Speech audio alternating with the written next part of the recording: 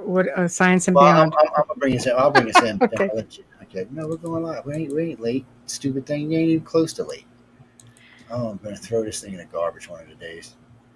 Good evening, everyone, and welcome to Science and Beyond. I hope everyone's having a great evening, great morning, great afternoon. I always say that because we never know who's listening around the world. We've been going over the stats a lot. We noticed we've got a lot of countries around the world listening.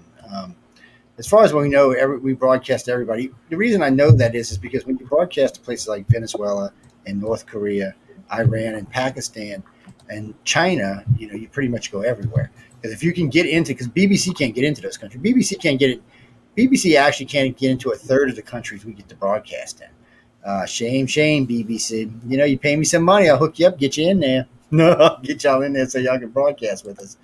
I don't know how well that would work out, but really and truly, I was talking to Christopher a couple of weeks ago. He works at BBC. He's a producer, and he's like, how do you get to stay? He said, I hear you talk shit all the time. How do you get to stay in these countries? I said, because I don't call them by name, man. I said it doesn't work that way. I said, when we're talking about countries, we just kind of talk over it so it goes through, so that way there's no problems. And we don't really pick on anybody as much as we used to. So, it makes it easier on us. BBC, you do hard news, you're going to get in trouble. And then you had them crazy guys with the cars running all around the world making all kind of trouble. I'm sorry, them guys were nuts. But anyway, we're going to be talking about the awards tonight, and I have Emily and John Goodwin with us, and I have Amelia Pisano and Michelle Desrochers. All three of us, well, I should say all five of us are up for awards. Yeah, Emily's up for an award too because she's just a great person. But she keeps John in line. It tells you right there. But so Writers of the Future is up for award. The Outer Realm is up for award, and The Centralist is up for award. We didn't use The Centralist to talk because it is a political show, and I'm too scared that too many people will send us all kind of political stuff while we're live. So we just wanted to kind of avoid that and stay away from it because it's not conducive to what we're doing this evening. So anyway, Emily, John, say hi. Hey. Hello, everybody. It's nice to finally be able to meet Michelle and Amelia. I've seen your podcast, and I've seen You mean the troublemakers? Okay, all right. My fellow Canadians. Yep. That's why they troublemakers. Thank you. Nice to meet you as well. They pick on me. They bully me all the time. I feel sorry for myself how much I get bullied by these girls. But And you want some cheese with your wine? And then just someone sends me these food pics all the time. We're not going to mention no names, Amelia. And I'm trying to be on a diet here, and I get these mile-long texts that got nothing but pictures of food in them. I just sent one today. You sure? I think there was more than one. No, it's just one food one. I don't know what you're talking about. Okay. Yes, I'm talking about the other night when the thing was this long and I couldn't even read it. Oh my God, because I was mad at you. Why? I've been so sweet. Why would you be mad at me? God. See, what a nice He said something, and I said, I'm going to get you back. I'm going to have you craving everything while you're on this diet. I do pick on her a lot. But anyway, it's Amelia, Michelle. I'm going to let Michelle take over for a second because I want to make sure the other servers are on because I'm the only one in the studio right now. So I want to make sure everything's on. So, guys, Michelle's going to take over, and I'll be right back in about 2 minutes. So click. Well, good evening, everybody. Just letting you all know we are broadcasting live here via the International Public Radio on the United Public Radio Network, 107.7 FM, 105.3 FM in the beautiful city of New Orleans. And if you want to participate in the show tonight, we would love to have you. Head on over to UFO Paranormal Radio, YouTube, or International Public Radio. I can't remember the last one, so just don't go to it. It doesn't matter. just don't. So we will be streaming live totally on 8 different platforms. Of course, any of the networks' YouTube pages, YouTube and Facebook, sorry. Joe's always switching them around. And of course, we've got Twitch, and I believe we have Twitter.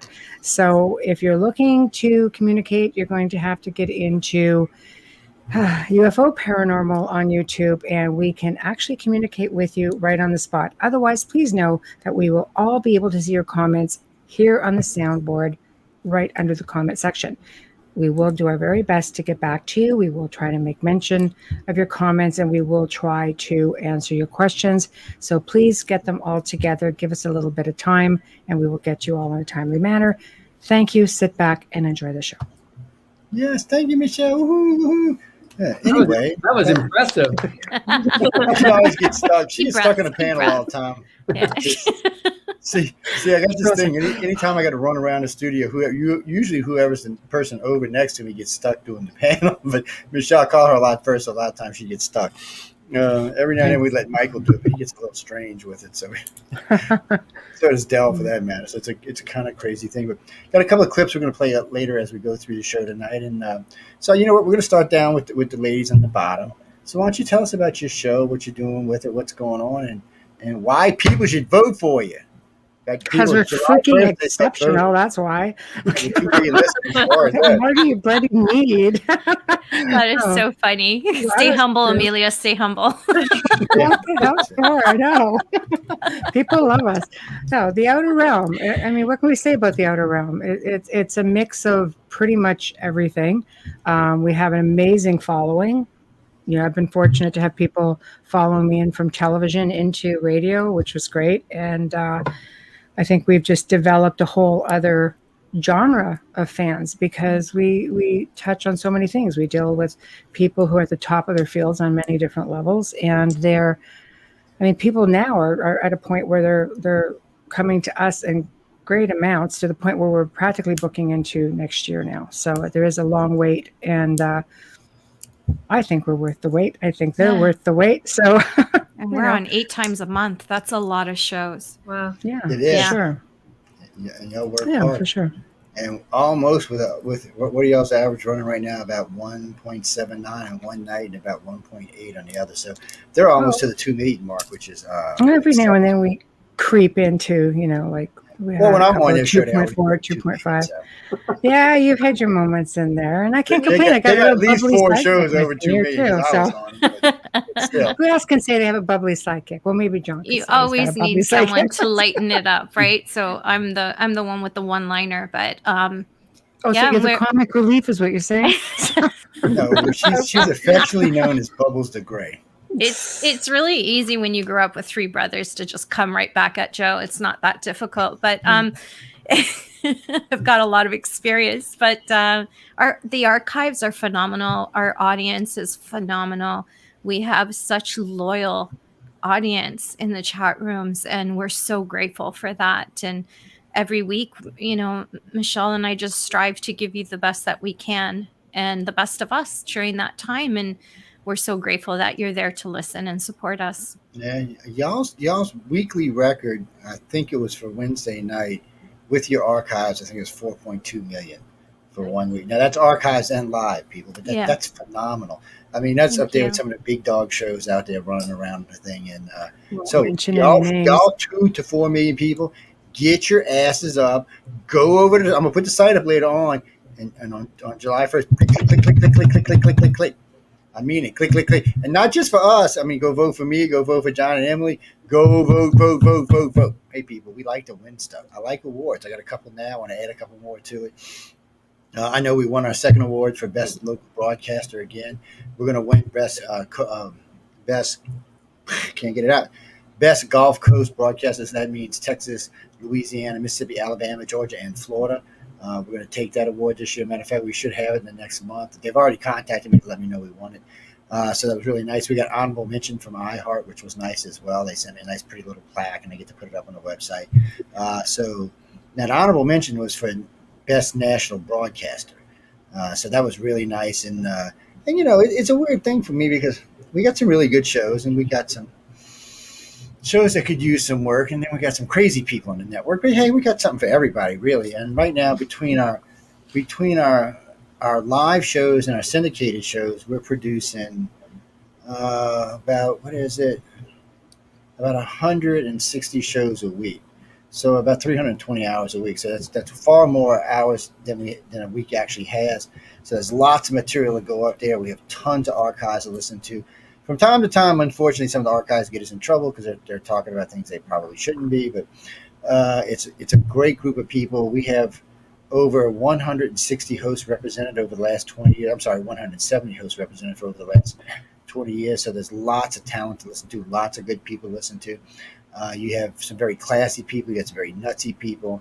You got some very strange people. And then we have the Canadians. I don't even know what to say about them. I think somebody's getting more food pictures.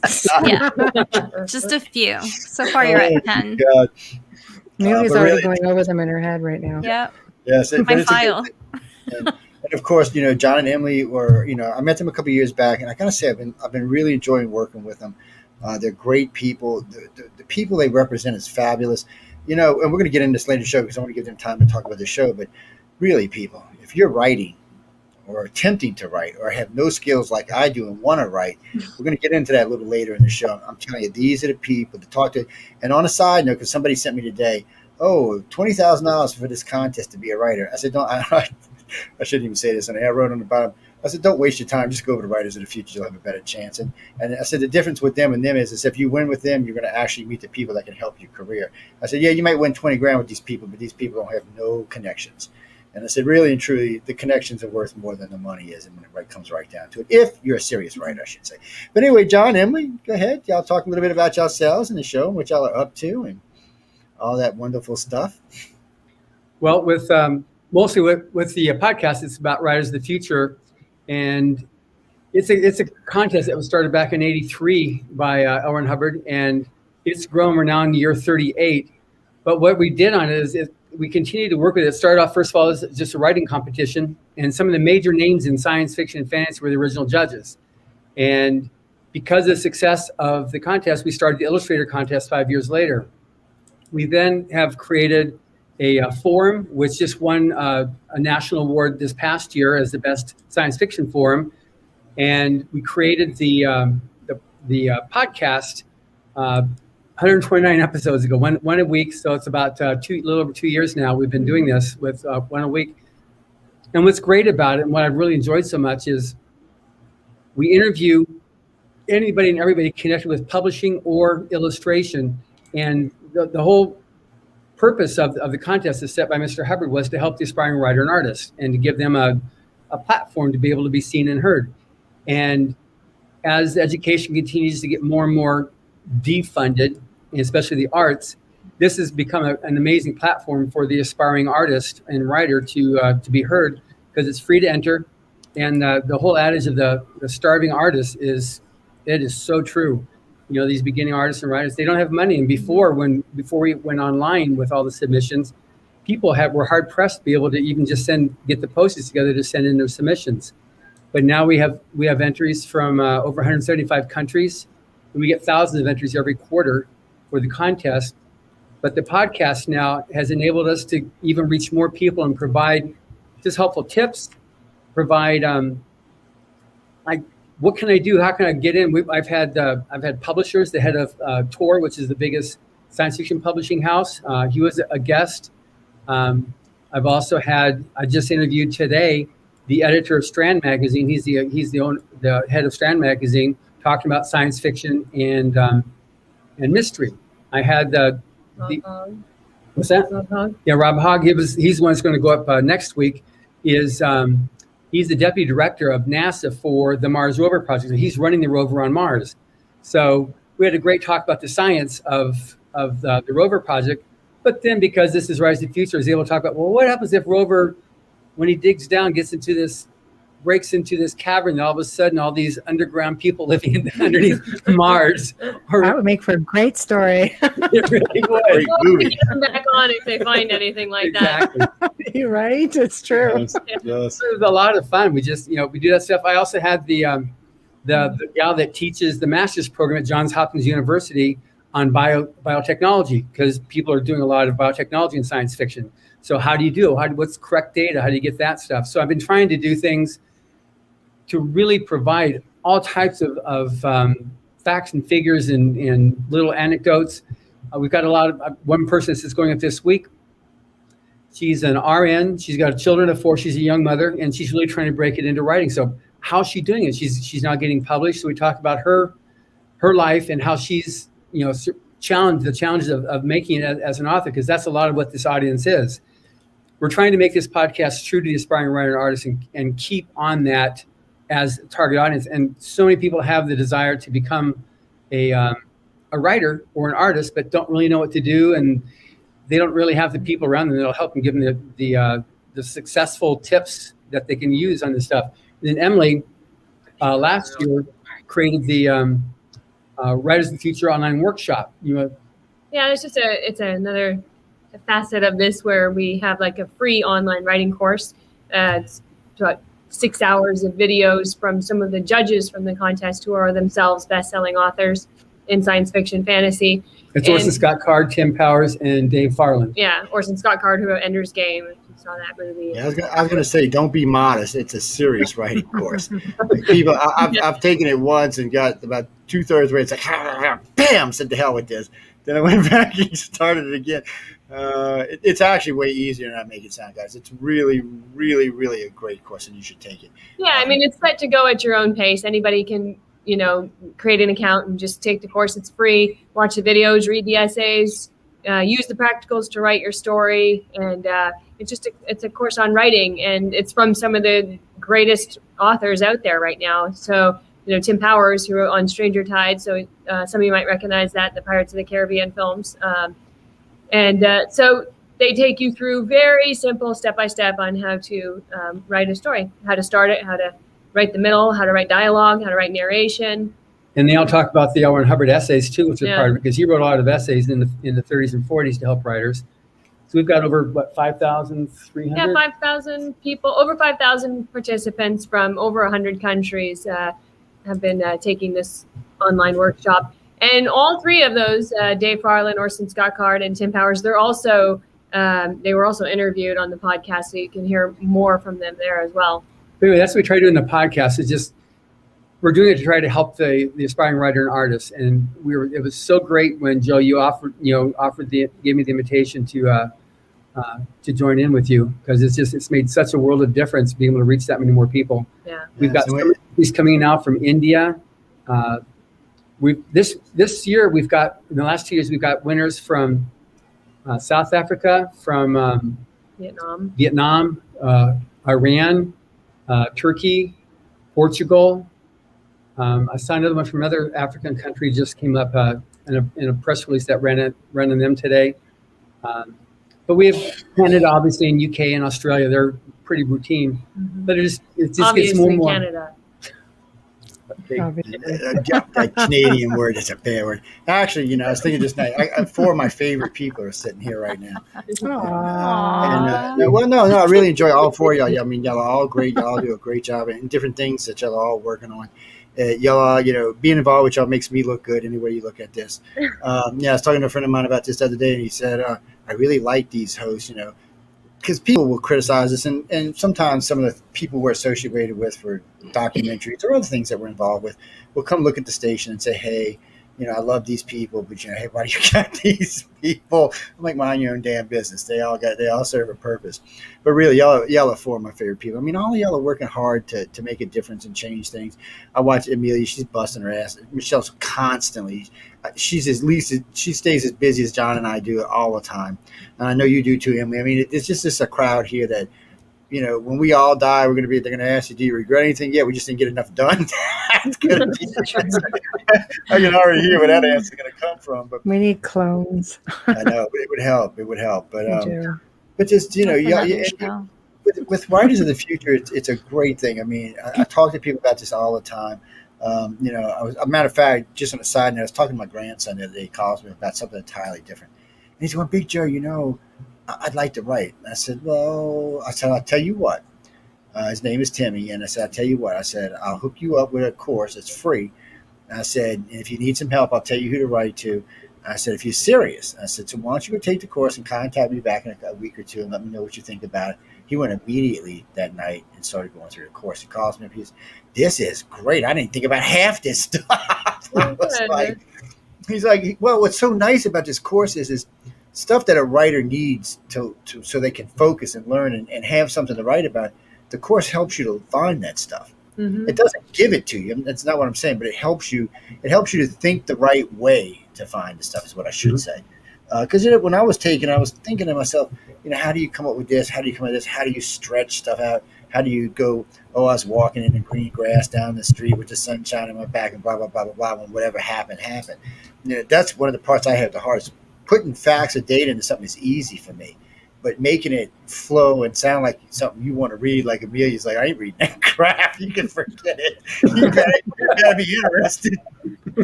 So yeah, I'm not going to lie. I've read a million books, and some of them are really, really bad. yeah, so that's how Linda. God knows how many books she's read by now, but it's a great course and it's a great way to do it. And who was that, John? I will get the link in a little while. You can go over. You can't vote yet. It's not till January 1st. The ladies are in social issues. Oh, July 1st. I did. Yeah, I'm sorry. July 1st. I said January, didn't I? Damn. What the hell? I'm thinking New Year's already. But the Outer Realm is in the social issues category, or the social category. I'm in news and politics. And John, where are y'all at? I'm in education as well as storytelling and drama. Last year I was a finalist in storytelling and drama, so I'm hoping to win in either of those two categories there. In other words, what John said politely is get your ass out and vote. See, I don't have to be polite. John has to be polite. I don't have to. When I'm in polite company, I have to be polite. But tonight, no, I don't have to be. So people know really. I mean, I know y'all enjoy these shows. I can see John's numbers. I can see the live numbers on all of our shows. I can see the archive numbers on all of our shows. So I know you truly enjoy the show. So just show us some love. That's all we're asking. It doesn't cost you anything. Well, it might cost you something for some of y'all, but mostly it's not going to cost you anything. Go over and vote. I would vote for you if y'all had a show. Matter of fact, I'm voting for a friend of mine, Charles. He's got a show that's up in there. So go out and vote and enjoy it. Oh, this Wednesday I'm going to be on Charles. Oh, I'll get it later on, tell y'all. But he's a great guy out of the UK. And that's another thing, people. Not only does the station go to the United States and Canada, but we have hosts in 5 other countries. So altogether, we're in 7 countries, hosting out of 7 countries. It's a truly an international station. It's not like, I'm not going to mention their names because I don't want to make anybody mad. It's one of them things. But if you're interested in writing, and like with Amelia and Michelle, they do really true variety. They don't stick to one dogma. I mean, when I come on the show, of course, we're going to talk about one of the things that is close to my heart, which is UFOs and stuff like that. But they do a wide variety of stuff. Like Michelle was guesting with Jeff. Jeff was just tickled he was on his show, right? And they were talking about Romania. I'm like, so I mean, you just don't know where the shows are going to go. Vampires. And last night they were doing video slides of hinges. And what the hell is a hinge, by the way? I'm still confused by a hinge. Stonehenge. It's like Stonehenge. There are many hinges. Yeah. What is it? It's like but a he wants to circle, know what is a henge. Because when I think of a hinge, I think about the thing holding up your door. It's what I think. Hinge. That's a hinge. Yes, it's just the way they say it. Yeah, but talk about the giants in North America and, how there are mounds everywhere. It's fascinating stuff. Well, Cliff, no. Cliff, not so much for Amelia, but it was great for me. No offense, Fritz. No offense. But I know. You'd be great on an insomnia night. And, I love Fritz. I do. I can't wait to see when he comes and talks to us about the fairies. Well, nobody else said hosting's always easy. Sometimes you've got to kind of pull it out of the people. Every now and then I'll get a guest that'll come on and I'll ask them a question. I say, well, can you please tell me why the world blah, blah, blah, blah? And they'll go, because it's purple. Wait, what? Where's the rest of the answer? I need more answer than that. You need to take John and Emily's course. Yeah. You should have one on interview for doing interviews. Seriously. Well, when they matter of fact, the same, just trying to, when Jenny updates the website, they're going to put a section on the right side for Writers of the Future, so people can make it easier to find. So we'll link straight to y'all, make it easier to find. The site does 3,000 to 10,000 people a day. I have no idea why it fluctuates so much. But, I was talking with John today. We were going over stats on SoundCloud, and it was weird. We're talking Russia, China, Istanbul, Turkey, Iran, Iraq, Palestine. Like, Palestine, who the hell's listening to us in Palestine? Venezuela. I'm like, oh, who's listening to us in Venezuela? And we hear certain countries like Venezuela and Palestine and North Korea. It's an elite group that's listening to you because the poor people don't have internet. So this has got to be, people who are in positions of power or related to someone in positions of power. So it's nice to know that. As long as they don't put a hit out on us, I'm okay with them listening to us. And in China, winners from China from the Illustrator contest, because the art you don't need to speak any language. It's just art is universal, and so we have winners from all over. We've had several winners from China. Mm-hmm. And China's a big venue for us these days. When we started out, it wasn't, but now it is. It's a big part of the station these days. Anywhere from 100,000 to 500,000 listeners over there, depending on what's going on, and also depending on what the topic is. I noticed your show they're interested in. They're interested in the girl show. Some of the other shows are not as much, but it's just certain genres they just seem to be more interested in than others. No, Mike, vote. Yes, July 1st, start voting. You can vote more than once, by the way. You can't vote more than once for the same show, but you can vote for more than one show. Oh, yeah, people. You can get over there and vote your little happy, what's off. But go and vote. And, hey, you better if I find out you didn't vote, I'm going to ban you from the network. Oh. Y'all better get it together. No, I'm serious, because we have way more than enough people to win these awards, so go vote. I know COVID's over and y'all want to go get free, but it only takes 5 minutes to run over the site and vote. Yeah, I know. A friend of mine the other day said, I'm never coming home again. He said, they let me out. I'm free. I told him to go to Canada. We're not Did quite he free. just say? I was just going to say, did he just say COVID's over? No, yeah, COVID's over I here. live in Ontario, so Yeah, y'all are stuck, but we're free. They freed the Americans. They're just hoping a bunch of us go out there and get it again, but they freed us to get out, go do something, and it's a good thing. I mean, down here it's been like that for a long time, but the rest of the country is just catching up. What's that, Mark? Writersofthefuture.com, right? Isn't that this website? Yes. Yeah. Yes. Go over. You can sign up for the course. No, it's free. It's And free. also, if they finish the course anytime between now and the end of the month, we also have a live Q&A with Dave Farland. He's the coordinating judge for Rise of the Future contest and one of the judges that's in this course. But he's doing a live Q&A that anybody that completes is invited to. They can ask follow-up questions. It's supposed to be I'm sorry, I didn't mean to cut you off. That's the invite I got today. Go ahead. I'm sorry.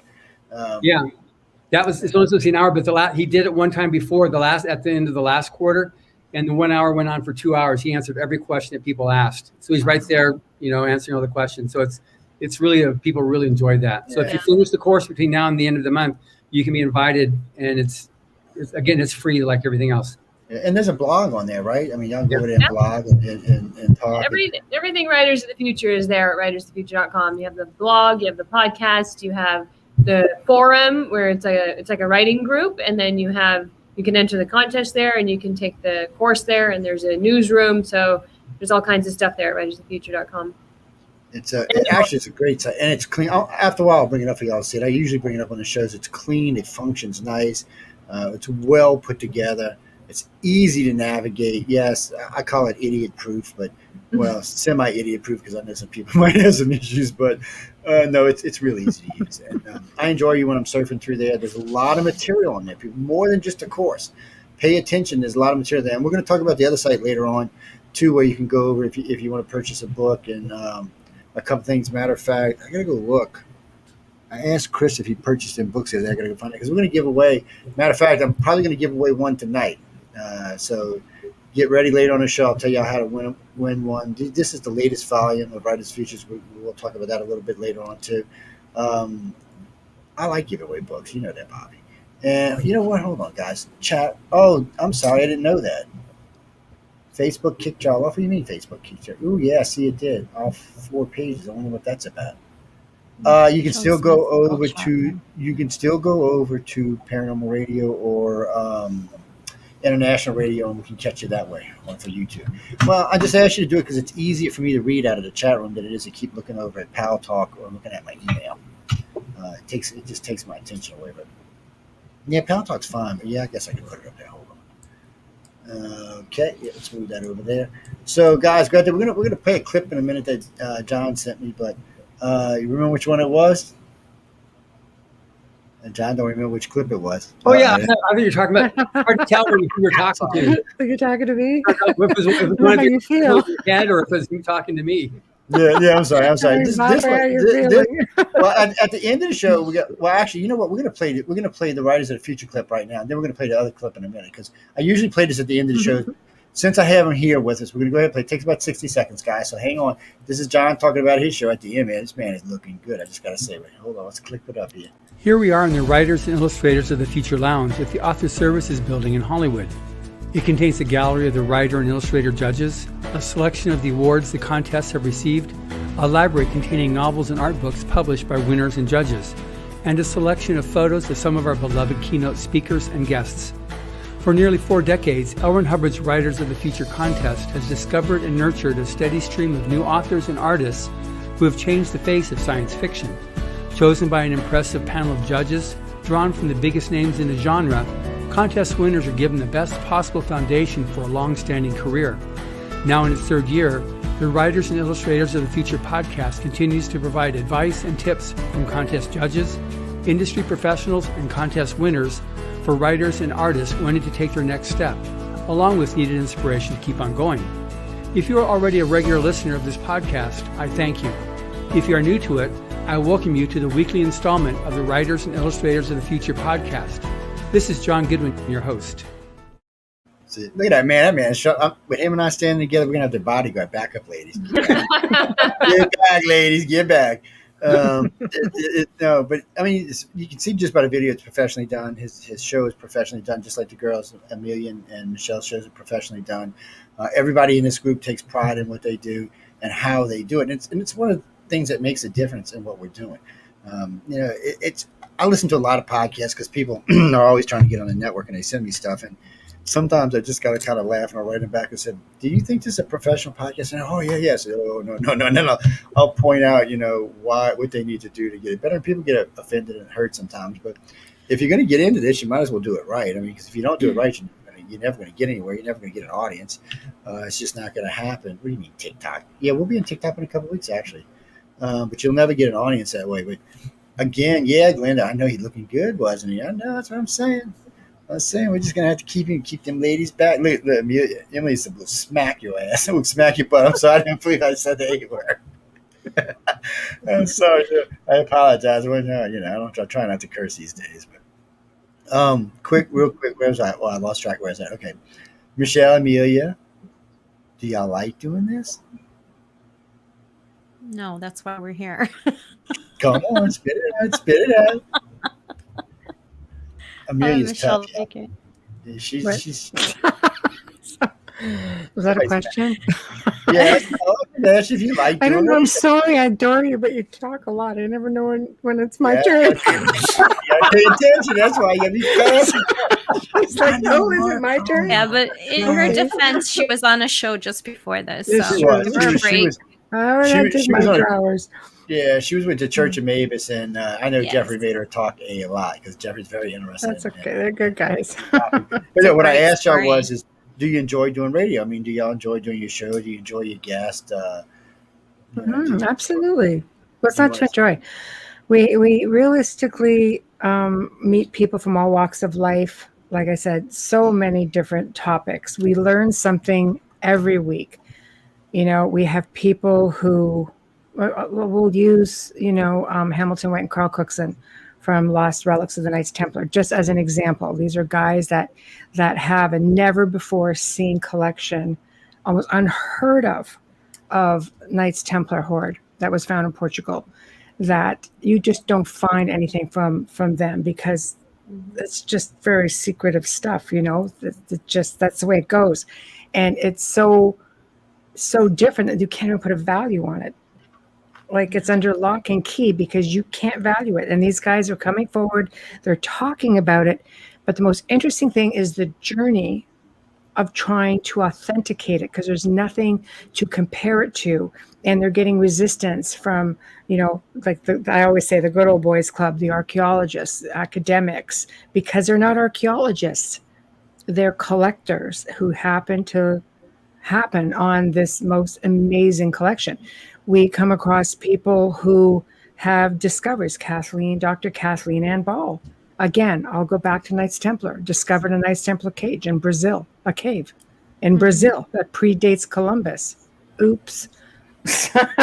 Not well received by academics. Pay attention. Exactly. What? Who said that? It wasn't We're me. telling you a story in the long run. Exactly. But those are just 2 examples. You get into a whole array of things, and it's always an interesting experience. It's always knowledge that we want to bring forward to the world because it's all stuff that deserves to be told. And you talk about China. Love the paranormal for whatever reason. We try to bring on a good array of that. I used to have, like in Toronto, I mean, the Chinese like television network would follow everything I did. They'd follow me anywhere, any event. They wanted to interview me. Any event I did, I would pack the house. And I can't tell you, like a huge Chinese community. They just love that stuff. So you get to learn who loves what from where, and you just give it to them, and they will come. The people will come. They will support you, and you just keep going. It's just what it's about. It's about the people. It's about the guests. It's not about us. Bringing them what they want. And Michelle does a really great job of booking, and we have people that we work with as well. And radio isn't new to me. I've been doing radio since 2012, just in different formats. First as a medium, and then as a working medium and remote viewer for finding kids and crime and stuff like that. And this is going back to more than just the paranormal, which is great because it feels like we can give you the best of us in different levels. And Michelle's been in media for 18 plus years. I've done it for 10. It's, with radio, and it's a very comfortable place, and it helps when your co-host is your best friend, right? It just helps. I don't know, like I love it because it's just so comfortable. We do from the start. I love her. I adore her. I say to her all the time, I pray to God I die before you because I could never handle losing you. And don't worry, I'll come back and see you. I know you.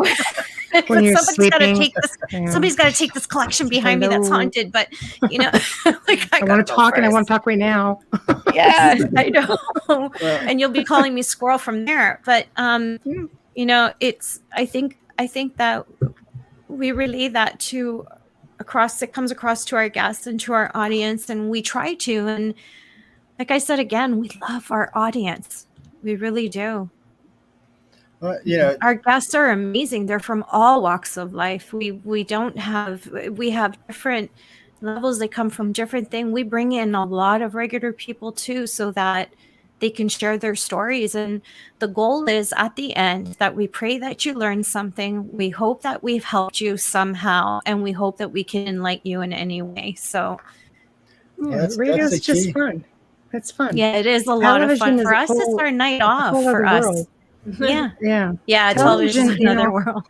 I've hosted on and off, over 18 years, but primarily television, and it's a whole different ball game, as I say, because it's just you're reaching people in a different way, and it's a lot more laid back, which is really nice.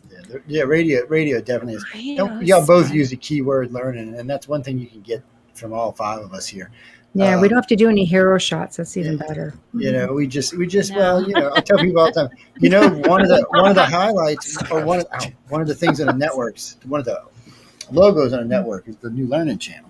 It always has been, actually. It's part of the thing. And the reason I put that on there is because with this crowd right here, if you come listen to any of our shows, you're going to learn something. And if you pay attention, you're going to learn something. And probably something that's usually interesting and something you wouldn't even have thought of. It's one of the things one of the reasons I enjoy doing radio. It's one of the reasons I like doing science, because a lot of people are scared to touch science because it's so boring. No, not really. If you know how to do it, it's not boring.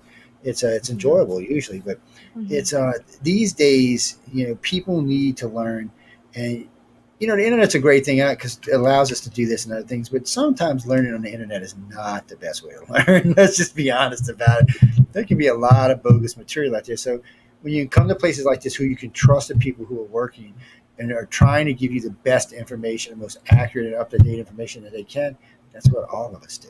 All of us. Everybody in this group sitting here right now, that's what we do. I can't speak for everybody in the network, but I can speak for the five of us.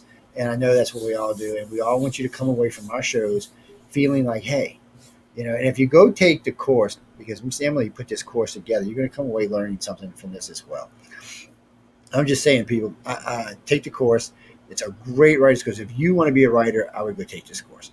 I talk about this all the time, and it's funny that I brought it up just now because I was doing a little mini lecture the other day. First one we got to do in a couple of weeks, and a young up-inspired writer was talking to me. And he was showing me his book, and I was going through. I said, look, dude, I said, I can't really help you with this. I said, I'm learning myself how to write. I said, but I will tell you where to go so that you can find out how to write. I said, because if you go spend some time there, I said, your book's pretty good, but there's a lot of things in there that could be better. And I said, the way you laid it out could be better. I said, everything's there. I said, if you can pay attention to this course, you could be a writer. Now, you do need imagination to be writers, people, if you can write nonfiction or fiction, nonfiction, I'm sorry. It's, but still, the course will help you immensely. And then you have good people like John and Emily over there doing that. And if you want to come listen to the radios, and by the way, there's nobody here in this group that you can't ask a question to. The ladies down below us, down there, the Canadian girls in the bottom. Joe will charge you. Yes, but we'll give it to you for free. Yeah, I charge $9.99 a minute. See right there. and if there's any touching involved, it's $29.99 a minute. But still, it's with Amelia and Michelle. You can ask them anytime. If as long as they're on the show, they'll answer you without any problems. I do ask with the four of them, don't bother them when they're doing stuff, because we all have lives and we all have careers. And you have a life. I don't have a life. Life? No, actually, we respond to everybody when we're off, because that's when we're working with them. I get over 100 messages a day just on Facebook. It's ridiculous. I don't have that kind of man hours. That's what I'm saying. That's Facebook. I can't do that. The best way to get to Amelia and Michelle is right here. Catch them when they're on air. You can call in, you can write in, or you can come join the live audience and ask questions that way. And out of all the hosts, they're much better about answering questions than most of the other hosts. Myself, sometimes I will, sometimes I won't. It just depends what I'm talking about or who's the guest that night. Because sometimes I'm very attentive to questions. Sometimes I'm like, you're bugging me. Leave me the hell alone. I'm trying to talk to the guest. Wait, let's go. Oh, we're going to play this next clip. Now, this is from John. John sent me this clip. Yesterday we were talking. He sent me this clip. And what was this one, John? The second one? The Battlefield Earth. This is 5 years ago over Father's Day weekend. We crashed a spaceship on Hollywood Boulevard, and had all the media covering. It was an amazing event. So 5 years later, now we had the big bad guy from Battlefield Earth called Turl. We did a whole little event. That's him right behind me, right? We put him on the balcony overlooking Hollywood Boulevard. He's 12 feet tall. And, that's so cool. This is the video of lugging him up and putting him into place on the balcony. We couldn't fit him through the door, so he had to kind of come over in pieces, and we had to bring him up off the boulevard. So of course there was a crowd that formed in front of down on Hollywood Boulevard trying to figure out what was going on. This alien was being. And right now it's sitting out there looking over Hollywood Boulevard. There's a big banner, that someone can click, that has the website where they can click to find out what this guy is doing up there and who it is. It's just this big alien. It's the beginning of summer readings. We made this thing for that. And the guy you see on the balcony next to the big guy, I think that's, we'll find out if I love California, just saying. We're going to queue up now. I love California. It's a couple of minutes long, so post if you need to get a drink or something, y'all good. But this is for everybody out there, so we're going to play it, guys. We'll be back. I think it's 5 minutes or 4 minutes, 4 or 5 minutes. Not even. It's just, I think just it's 2 minutes. Oh, is it 2 minutes? Okay, I'm getting short, confused. yeah. But anyway, y'all had to run quick. That's all I got to say. But here we go. We're going to kick it off.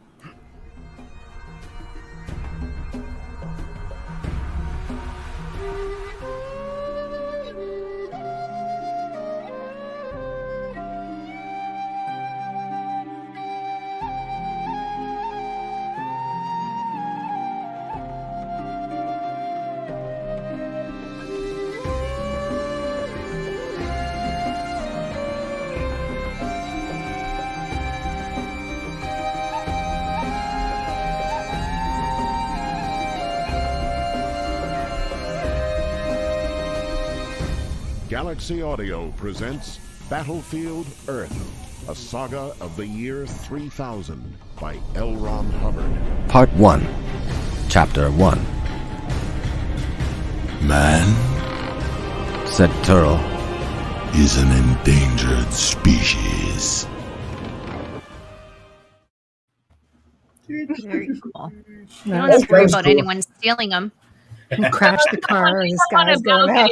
balcony. I'm more worried about people driving by, like, You got to get TMZ to come by there. You really got to get TMZ to take a drive by.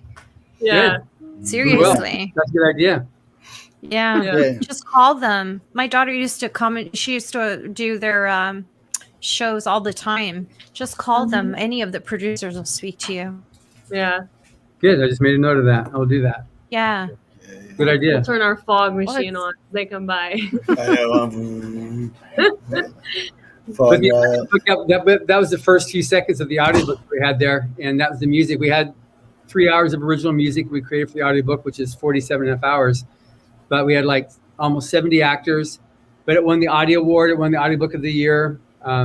It's a great book. Yeah, you've played it a couple times now over there. Yes. You do it for Christmas. Yes, it's going to play this year again for New Year's. It'll play for New Year's, Christmas. yeah. It plays for both. Nice. What we do is we started out a week ahead, guys, because it is 47 hours. And we started out, and what I do is I announce it. It's going to. I think it plays in 6-hour increments over, I think, 6 or 7 days. But it's a great book. I listened to that. The audio effects are just fabulous. The voices are fabulous. Some of the voices in this really get your attention. You can really feel the passion in the voice. And some of them there's two voices in there. They're definitely older gentlemen, but they have fabulously deep, crackling voices, perfect for this. So, guys, it'll be there if you got free time during the holidays. It's a nice thing. I tell a lot of people what you do is when you're doing the holiday stuff, getting together, just play it in the background. Just put it on and let it run in the background. That way you can enjoy listening to it. And sometimes your guests will be like, what the? Because I had it. Well, during last holidays, I had a bunch of people over, and it was playing in the studio, but they had the studio door open. And a friend of mine sitting there, and my cousin's like, what the hell is that? I said, go back in the back and listen. I didn't see him for 3 hours. They just disappeared. I'm like, where the hell did y'all go? And, Joe, can I get a copy of this? I'm like, I said, you can listen to it. I said, you know what? I said, it's not archived. I said, so you can't really get a copy of it. I said, but you go buy it. But I said, but we play it, twice a year, sometimes 3 times a year. It's a great thing to listen to. It's a lot of fun. What do you mean play it all at once? Yeah. If you got 47 hours. Yeah, I mean, I'm sorry. Yeah, no, 40. If you got a week, it's a couple of days. What is that? Like 2 days? If you're off and you want to just listen to it straight through and kind of freak out and frenzy out and stuff, yeah, you can do that. That's fine. We also have it available on Audible. It's just for one credit you can get it. It's crazy. Yeah, it is, and it's just a lot of fun to listen to. And really, when you listen to the effects, it's just really good. What do you mean the movie? No. What are you talking about the movie? You're confusing me. Go to the chat room. Share with the class. The rest of us don't know what's going on. I'm going to stick Michelle on now. Still talking to people in his head. I know. He's always blah, blah, blah. Joe's got a private chat room. Too. No, right now he's talking I got Pal Talk open right now. And now only opens for him, though. Do this on Gray Zone all the time. I'm like, stop it. Don't stop talking. No, y'all should get on Pal Talk. But Pal Talk opens for everybody. I have Pal Talk. It's I do too, but it becomes distracting when you're on air. Yeah, you got to be careful. But I use my email too a lot too. So Did you just say you have to be careful not to get distracted by Pal Talk? Yeah, you said that. I have. Yes, I will. I will get distracted by John and Emily. These are the two biggest squirrels on the entire bloody network. Is these two? I don't think I'm as bad as Joe. Oh no, we talk about food. What else? When the chat room gets busy, the whole of the world going on outside the show. Yeah, I've been around for 20 years doing radio. Yes. I got a few but followers. I told you yesterday, it's a sign of a high IQ. Yes, well, I do have a high IQ. I would tell you what it is. Did you get that on the internet? That's funny you said that, Amelia, because I was in Washington, D.C. speaking at the 10th X conference. And a guy on stage said, well, your IQ must be about 80. I said, you don't even want to know what my IQ is. And I said, I don't want to embarrass you. Leave me alone. And he said something. I said, look, I got a Mensa card. And I said, you know what that means? It's got to be over 140 just to be a member. And he's like, well, what is your IQ? I said, it's 167, and my gifted is 171. I said, yeah, my IQ's high. I said, but let me explain to you what IQ means. Nothing is what it means. All it means is you can think in the abstract and you can think faster than most people. But it does not guarantee you're going to be successful or happy. Dolphins can do it. They beat up people. You still got to work at it. That's a fact. Yeah, that's a fact. Yeah. My stepson's IQ, I think, is 165. My son's is somewhere around 160. I don't remember what mine is. I'd have to look it up. But I used to have an individual education plan, and when I was in elementary school, they used to ship me and some kids to another school. It's because you're a problem child, Amelia. Yeah, because I was bored as bad AF. child, That's bad. why. Bad Canadian bored. girl. Yeah, I was. That's it's funny you said that because I went through private school, Catholic school, and private school most of my life, and when I went to public school, I was like, shh. I hit 10th grade in public school, I was like, what? I felt like I was like 3 years back from private school. Now, I was bored out of my mind. Everything they were teaching me, I had like in 8th grade. I'm like, come on. Finally, I said, you know what? I told my mom, I said, I'm quitting school. She's like, what do you mean? I said, I'm joining the Navy. I said, I'm going to get my GED and I'm joining the Navy. I can't take this anymore. And then the teachers went on strike.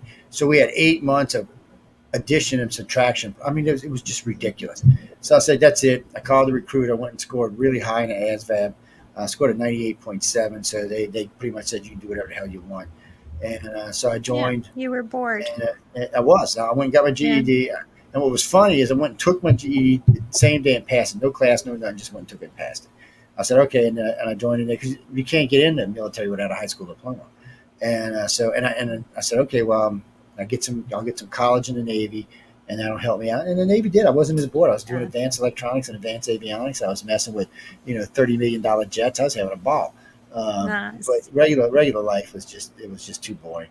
And then when I got out, that's why I got in business for myself, because in management, I was like, this is just too boring. I gotta find something. I gotta, and that's why I have more than one job, and that's why I do radio and construction and other things, because I need to keep my brain working all the time. If not, I get into trouble. Want me to let you take over the research for the show? I get into trouble. Doesn't have that much time. I'm like John. You got to keep John busy too. I can already tell he get in trouble too. Emily keeps that whip on him. She's probably got that electronic whip. I got at least 20 hours of Gray Zone research. Oh yeah. Pass on. Ladies and gentlemen, what she's talking about is Michelle and I host a Gray Zone Uncensored on Saturdays. You can only get it on Saturdays. It is not archived, and right now it's only in paid archives, but even right now it's not even in paid archives. So if you want to hear the show with its 2.5 million listeners, you better catch it on Saturday, because it's the only day you're going to get it. It airs 5 to 7 on Saturday Central Time, so that's the only time you're going to listen to it. The funny thing about that, sorry, Joe, is we decided when we did this show, we're going to take, the most ridiculous time in the entire week where nobody's going to listen to it. Yep. Okay, we think that's dinner time on a Saturday. Yep. Yeah, somebody was listening. It was ridiculous. I know. We were surprised how fast the show grew. I mean, we both had big audiences, but we were surprised how fast the show grew. That was ridiculous. And, That's a crazy cool. This is the radio at dinner time on a Saturday. But I tell you what's more fun. Because you're just that good. Those shows are amazing. I look forward we're to them. We're trying to push at the time we were trying to push people to the archive. As a pay for listen, Yeah. For the network, right? And the funny part is, it's a mad dash to take them down after the show's over. And you'd be surprised how many people are trying to listen. One lady wrote to me, because I deleted it while she was listening to it. She wrote me I can't use that language on the air. It was not a friendly letter. No. Tell her to show up sooner. And I said, listen. She goes, well, I thought it was paid for listen. I said, not right now, son. So you can only hear it on Saturday. That's it. I said, it's kind of like, I said, eventually the archives will be back up on pay for listen. But right now they're not, so you can only catch it on Saturday. So be sure to catch it now. With John's show, Writers of the Future, you can catch it on Monday at 4. That's its original airtime. But I do play it after Michelle and I sometimes on Saturdays, and sometimes it plays in another slot on Sundays. So just pay attention. You always look for after Michelle and I, because it'll probably be there. If not, it's going to probably air on noon on Sundays at lunchtime. Yeah, but you really do want the Saturday spot. Well, anytime he airs after us, 2.5 million listeners. Yeah, I think last time he aired after us, he picked up 4 something off from just airing after us. So, and if it stayed there, it would probably get up to 1 million easy, because it's a great show, and there's a lot of information. Really it's is. a lot of fun to listen to it. And but it's like with John and him, he does a lot of hard work on that show, and it's just got a lot of good guests. And if you're trying to learn something about writing or art or anything else related to it, that's where you want to be. You either want to be on their website at writersfuture.com, or you want to be listening to John on his podcast. What do you mean? You mean Emily? No, Emily made the course. Is that what you're asking me? Yo, she did the course. So when you write sometimes for help, she might be writing you back. So be polite, because I won't come look you in the head. Can I just say something? I think what you two do, John and Emily, is so amazing, because I think of my father, who passed away in November, the stories that he could have told, you know, growing up in World War II and coming to Canada with absolutely nothing. And he had left my mom behind with my brother and had just buried my sister the day before he was put on a ship to come to Canada. And they have so many incredible, beautiful, heartwarming stories, but because of the language barrier, could not, not know how to interpret it. And how many people have experiences in their lives that they can help someone through their own books, but are so intimidated by the writing process. It's not something you learn in school. I think it's phenomenal what you do. And I'm going to be referring some friends over to you, because I know that they're just intimidated to write, but they have incredible stories to tell. Yeah. It's like you say too, with some authors, some books are just, one sentence. I'm not going to lie, and I won't tell you who the run-on guest was. sentence for the whole book. I'm not going to tell you who the guest was. When I did the show with crime and with Bobby Brown, I read everybody's book before they were on, because we were on once a week and we would book months in advance. So as a courtesy, I would make sure that I had read their books before having them speak about it, because it's not often that happens. And there were some, I did that show for a few years. There were some where I literally had to breathe through it because there weren't any commas. It's like labor. I'm like, some books are really bad. It really, like, it really kills you when you have anxiety. Like, I'm reading this book going, and you don't know what to say when that guest's on, and you think, wow, if they had just a format to follow, this could have been a really good book, really good book, and then you just have people who are just so gifted and can write. But I think you can always learn something new. There's always a way to improve, no matter how good you are. I've read books of really popular authors, and you're thinking, well, that's why they do revised editions, right? That's why they do revised second prints and third prints. But and a lot of the authors that we meet, they're introverts, they're writers. They're not like you or radio, TV personalities. They sit in their corner and they write, and they are terrified to share their work usually. Not always, but there's a lot of them. They're terrified to share their work there just because they're worried about if it's going to be well received or not. So that's why, very importantly, on like the contest side of what we do with the Writers of the Future, where we have, thousands of entries every quarter, and each year we publish 12 new authors.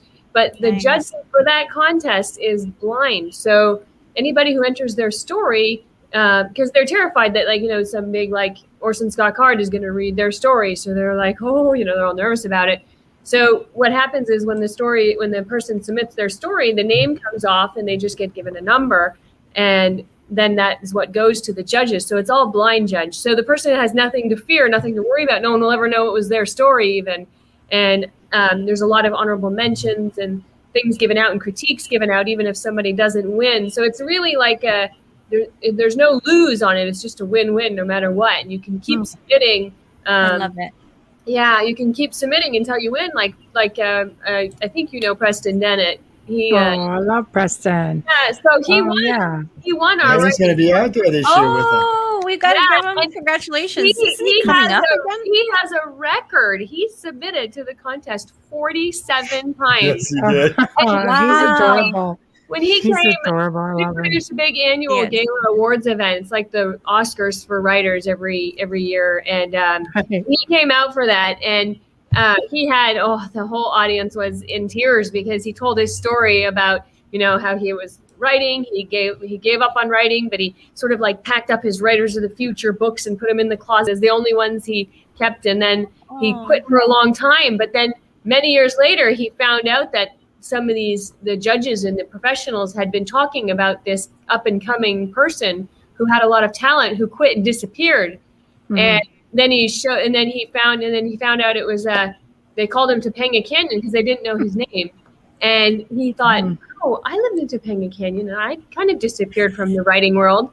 And so he thought, I wonder if that's me. So he wrote to one of the authors and he said, is it by chance me that you're talking? Anyway, he found out it was him. And he got re-inspired to write again, and he started submitting to the contest again. He eventually won. When he got his phone call that he was a winner, he was like at his work and he broke down crying. It was like so. He told his whole story on stage, and the so whole audience was sweet. like, "Woo!" Crying. And I know he's very emotional. He'll be back on the show again. He's one of our repeat guests. He and I have a good mutual friend, but he's one of those people that I just find so endearing. Oh yeah. We love all of our guests, but sometimes you just get a guest that you warm up to a lot, and he's one of those. He's just one that I don't know. I just adore him. He's just such a sweetie.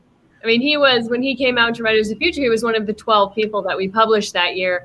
And just because of his story, they called him Topanga Canyon. That just was his name, because of his story of the guy from Topanga Canyon who had disappeared. And he was like a celebrity all week just because of his story, and that he had been, entered the contest. I think he has the record of entering 47 times, and he had all honorable mentions and finalists, and so close so many times, and he finally won. And so now that's persistence. Yeah, it was very inspiring. Perseverance. Yeah, and so inspiring to other authors that were trying to get their break, to going, okay, well, if he, for all those years, submitting to a contest 47 times, if he made it finally, then I can do it too. So, yeah, anyway, you should ask him about that next time you talk to him. That's a great story. You should have him do a little video for your website, just saying his story, and I could do it this many times. Well, it's on the Writers of the Future podcast. You can hear the whole story.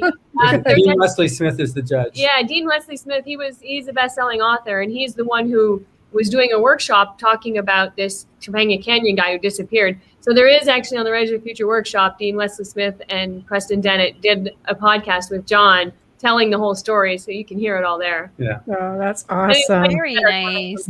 Yeah. No, I'm gonna have to message him. He's now. a sweetheart. So, guess who I met tonight? Well, last time he was on. You have a story to bring to our next episode. We'll make him tell it.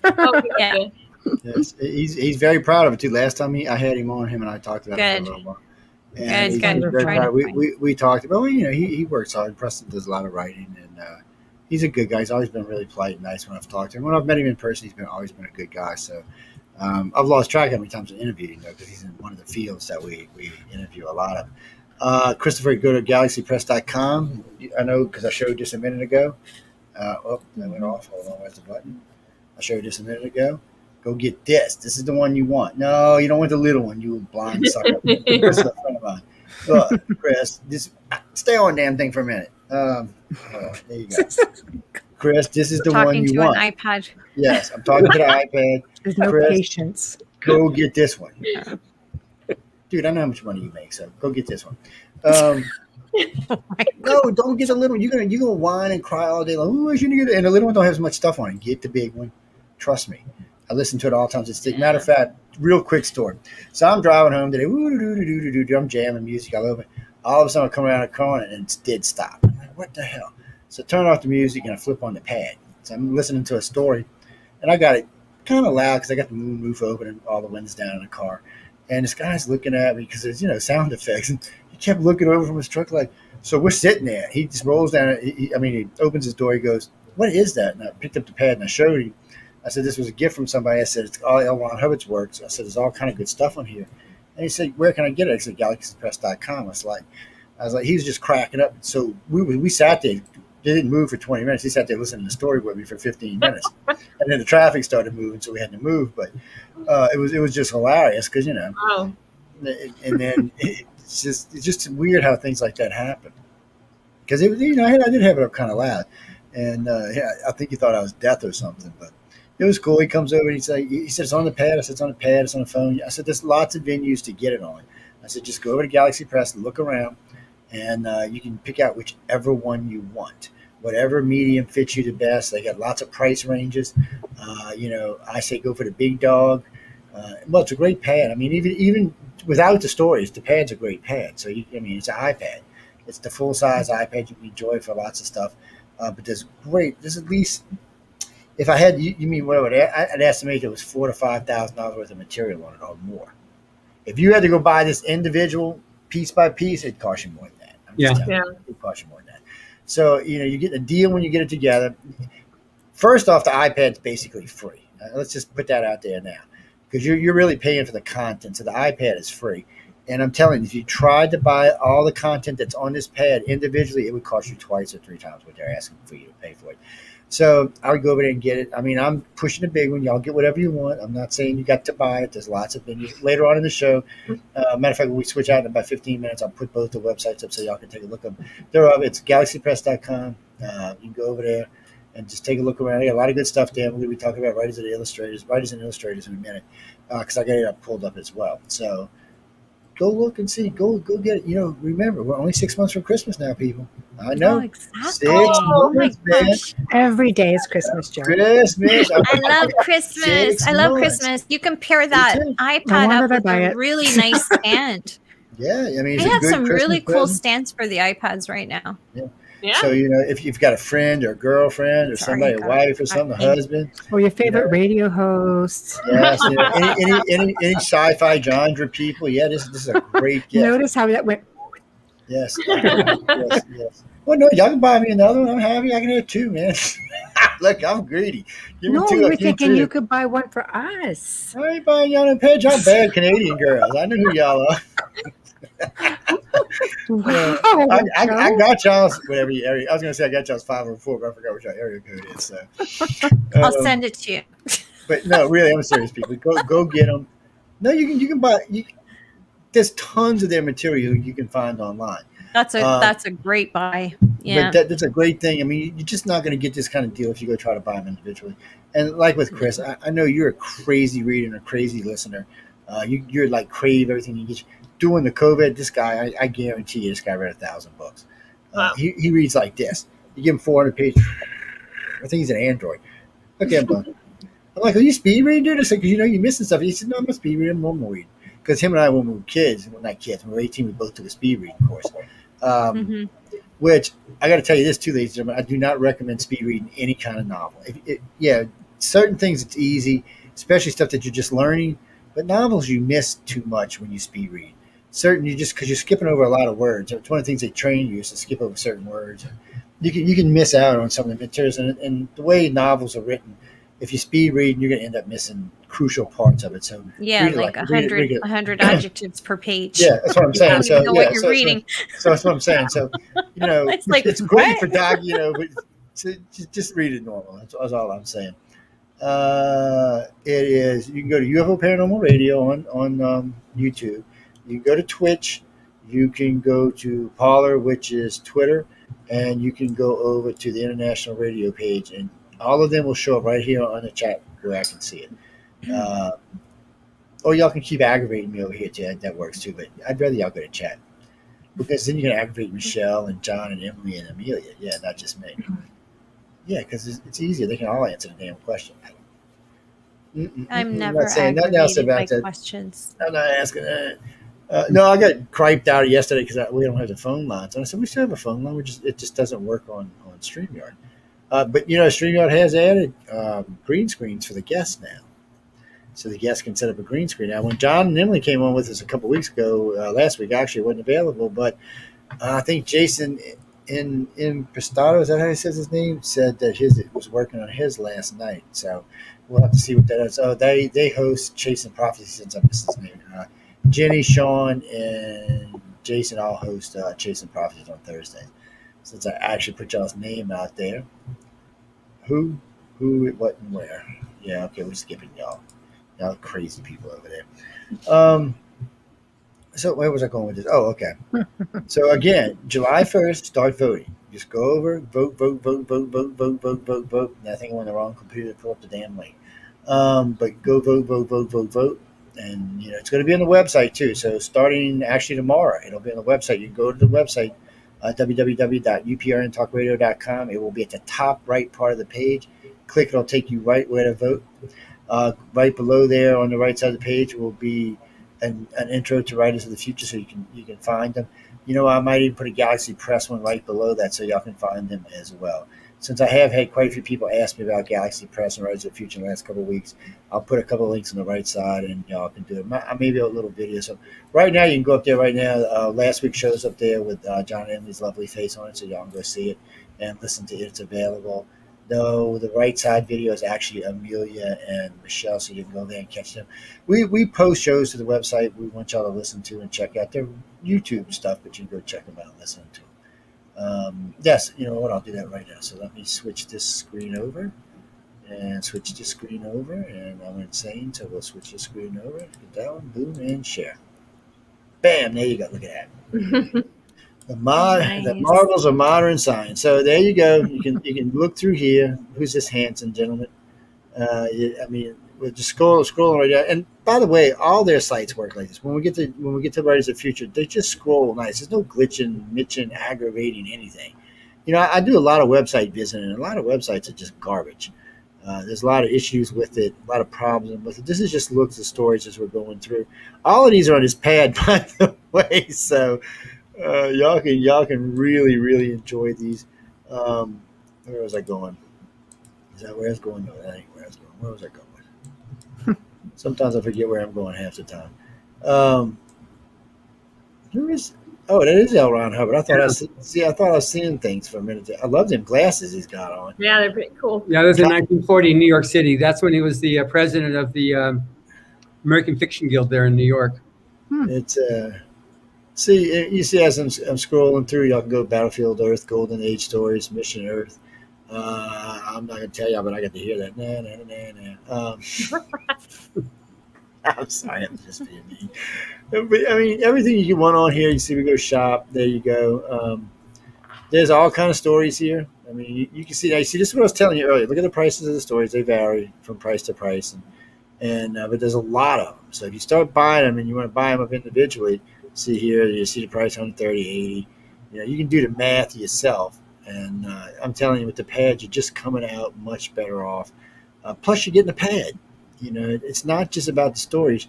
You're getting the pad as well.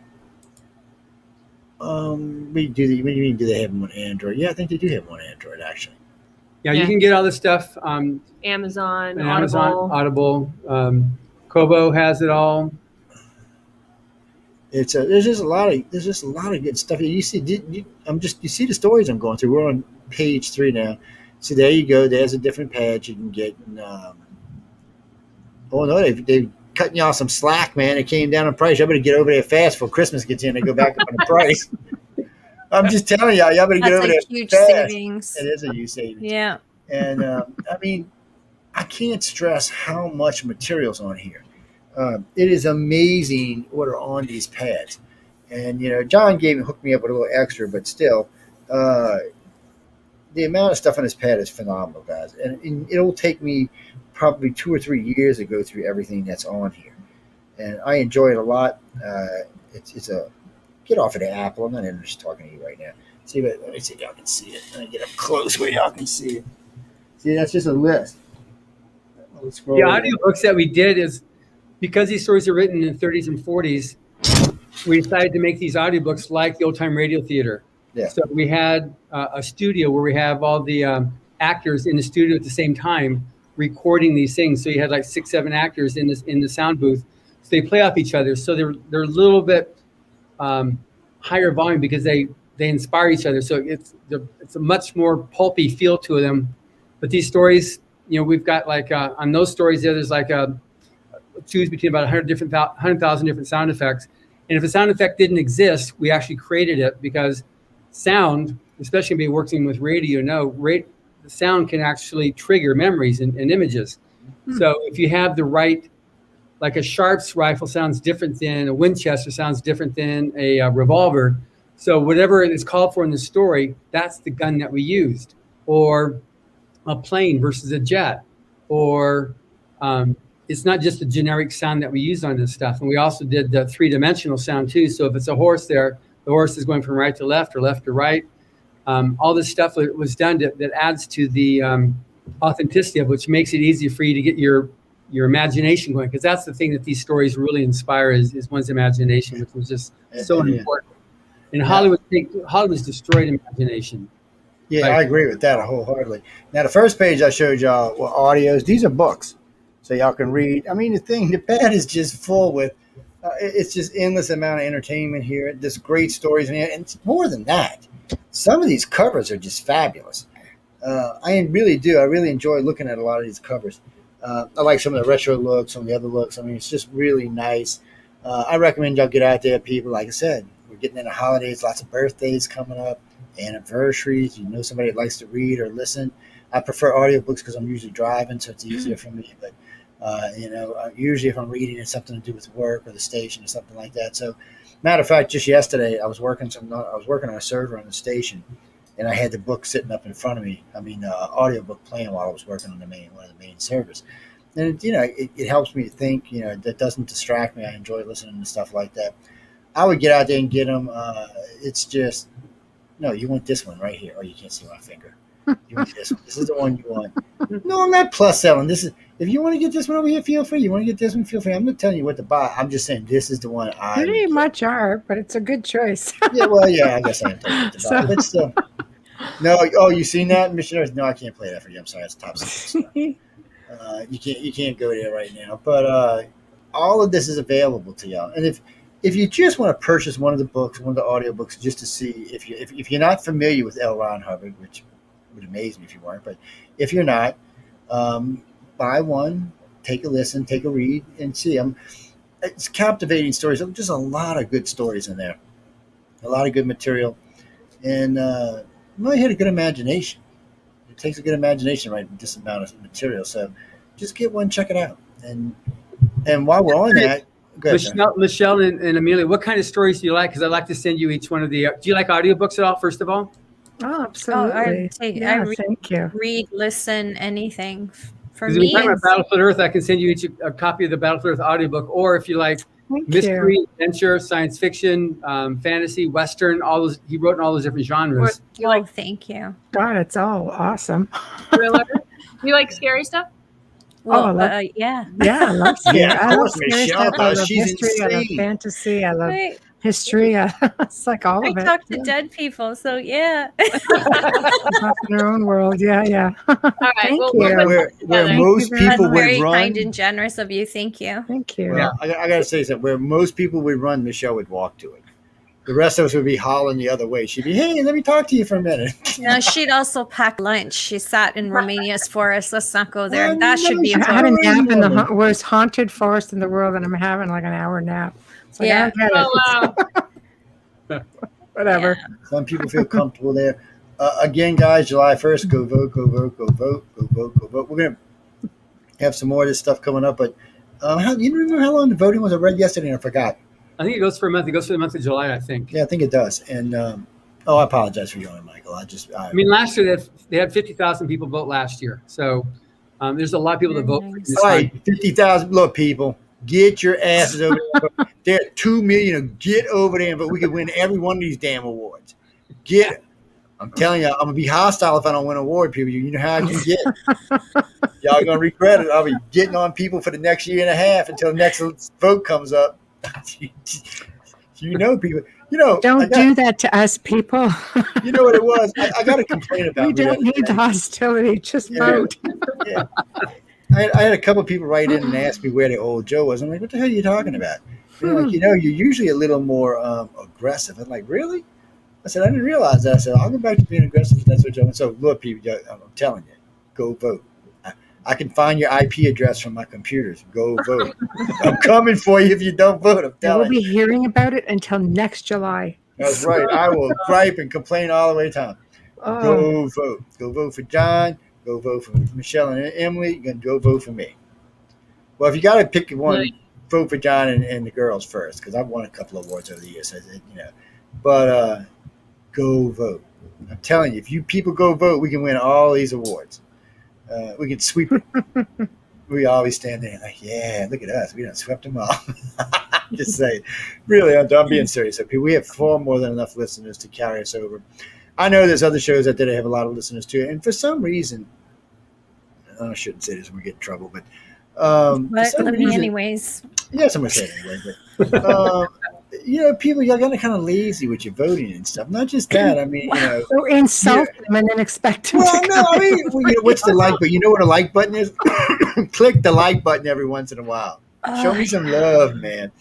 Click the damn like button. But on a serious note, you really, people, get out there and vote. You might find some other people you want to vote for, but don't maybe get rough with y'all. Just Share don't vote with your for friends other and people. family. Yes. Pass it on. Pay Yes. it forward. All of our hard work. Pay it forward. Tell a friend. There you go. And the site that's up right now is the writersofthefuture.com site. Emily, you want to tell us about it? Yeah, this is the one we were talking about earlier, where it's kind of the one-stop shop for everything. Writers of the Future. You have the online workshop there. You can click there for it, or on the menu there, you've got the entering the contest. You have, there is where you can sign up for the workshop. You've got the forum. And we have the little blog. video there that just gives people a little introduction to the just. Yeah. These videos are great, by the way. Yeah. And these aren't the only ones. If Emily was talking about them These are earlier. the welcome ones. These are the welcome Yeah, there's videos. about 5 or 6 hours of videos on there on different lessons on writing. And for me, that's actually better than the reading. Hearing it for some reason sticks in my head better. But people, there's just so much material over there, and you can just go listen, learn, participate. And they do have a blog, and there's other places you can ask questions. There's a forum. You can click on the annual awards ceremony there, and you'll see. We talked about the event that we put on for the writers. We fly them out to Hollywood when they win the contest, and that's the event. So, Joe, when you come out, I know you want to spend some time, but I'll be producing that event, so we won't have. Well, I know you're going to be busy as hell. I won't bug you. I know you're going to be busy as hell. I'm going to be out there, people, and if y'all want to come by and see, but they're going to be busy. We're just coming out. I'm going to do some press work, do some interviews, just generally getting involved to see what's out there. There's a lot of great people out there, and I love working with John and Emily, so I'm glad I'm going to be out there. I know they're going to be broadcasting the whole thing, so y'all will be able to catch it on from the site, right? Yeah. So get out there and view it. See that there on the stage. That year we had a big 60-foot dragon on the stage there. That was built for the event. Yeah. I know, I see that. Nice. Wow, I love love it. dragons. Yeah. I'm thinking I have to bring the sword with me. Get back. When the show started, his eyes opened and closed, and some steam came out of his mouth from Oh, wow. he started talking. You Oh, got to I get love it. Khaleesi for the other side. Yeah. but potential writers, this is a big deal. I mean, there's a lot of big names going to be here. A lot of big writers going to be here. You get to come out. You get to hobnob with these people. They're going to set up a course and workshops where some much bigger name writers than y'all are going to be helping y'all to learn how to move forward. I mean, you couldn't pay for this. I mean, if you had to pay to do all the things that they're going to do for you if you win, it would cost you a small fortune. I mean, participating in how many workshops are there? I've forgotten. Y'all told me the other day and I forgot. Well, when somebody wins the contest, that we fly them out to Hollywood, and the judges of the contest are also here, and they do a week-long workshop that leads up to this big awards gala. And then we have the online workshop, which is the free version, which is available to anybody, and that's 6 hours worth of videos, and there's I think 12 videos on there. Yeah, and what we have for that week-long workshop and the work event, this is something that the whole contest is funded by Mr. Hubbard. He created it, and he put it in his will to continue endowing the contest. Wow. So all the flights from the winners is covered by Mr. Hubbard. This event you see here is covered by him. Their hotel, when they're out here, their stay at a Hollywood hotel is covered by him. Just the whole thing is he sponsors the whole thing to really provide that launching pad. And there's, like you've established, Joe, from your thorough research, there aren't strings attached to it. We just really want to have that genre. It was actually the last genre he was writing in, was science fiction fantasy, before he wrote Dianetics in 1950. And the whole thing on the genre of science fiction, he considered that the herald of possibility. And it was the science fiction authors that would actually got man's attention off of the arms race and put it on a space race. He actually met with Heinlein and a few other authors after World War II, and as Korea was starting to escalate, said we need to do something about this. So they basically conceived of a race to go to space and make that as the common enemy. Instead of us warring with each other, let's war with the unknown. If we're going to tackle that as something to tackle. And that was the whole theme of that. The end of the golden age of science fiction was to do that. And so that was his last genre. And he wanted to make sure that still went on, because a lot of the creativity, which became very clear with my last guest on the podcast with the guy that's running the Mars rover right now, it was science fiction inspired and wanted to do it. How can I make that happen? We've had several astronauts as our keynote speakers. We've had several engineers from past rovers on Mars who's been our keynote speakers. And they just talked about how it was what we had the director of the Ames Research Center, NASA Ames Research Center was a keynote speaker. They all were inspired by science fiction. So that's what this is about, being able to help on that too. Yeah, even when we met Elon Musk, he was saying, he read all kinds of science fiction growing up, and he read Battlefield Earth, and when he was like, 13 or something? Yeah. That's crazy. That's really wild. Yeah, I've heard him in a couple of interviews. He said about, that's one of the things that's going to drive him to go to Mars. And he's not the only one. When I interviewed Michio Kaku, he's a big Star Trek fan. Neil deGrasse Tyson was another fan of sci-fi. Most of the scientists and people, almost everybody I've interviewed at NASA will tell you. I did. I met Neil Armstrong. I interviewed Buzz Aldrin. I interviewed just 5 astronauts. 5 of the original astronauts I interviewed, and about 14 of the shuttle astronauts I've interviewed.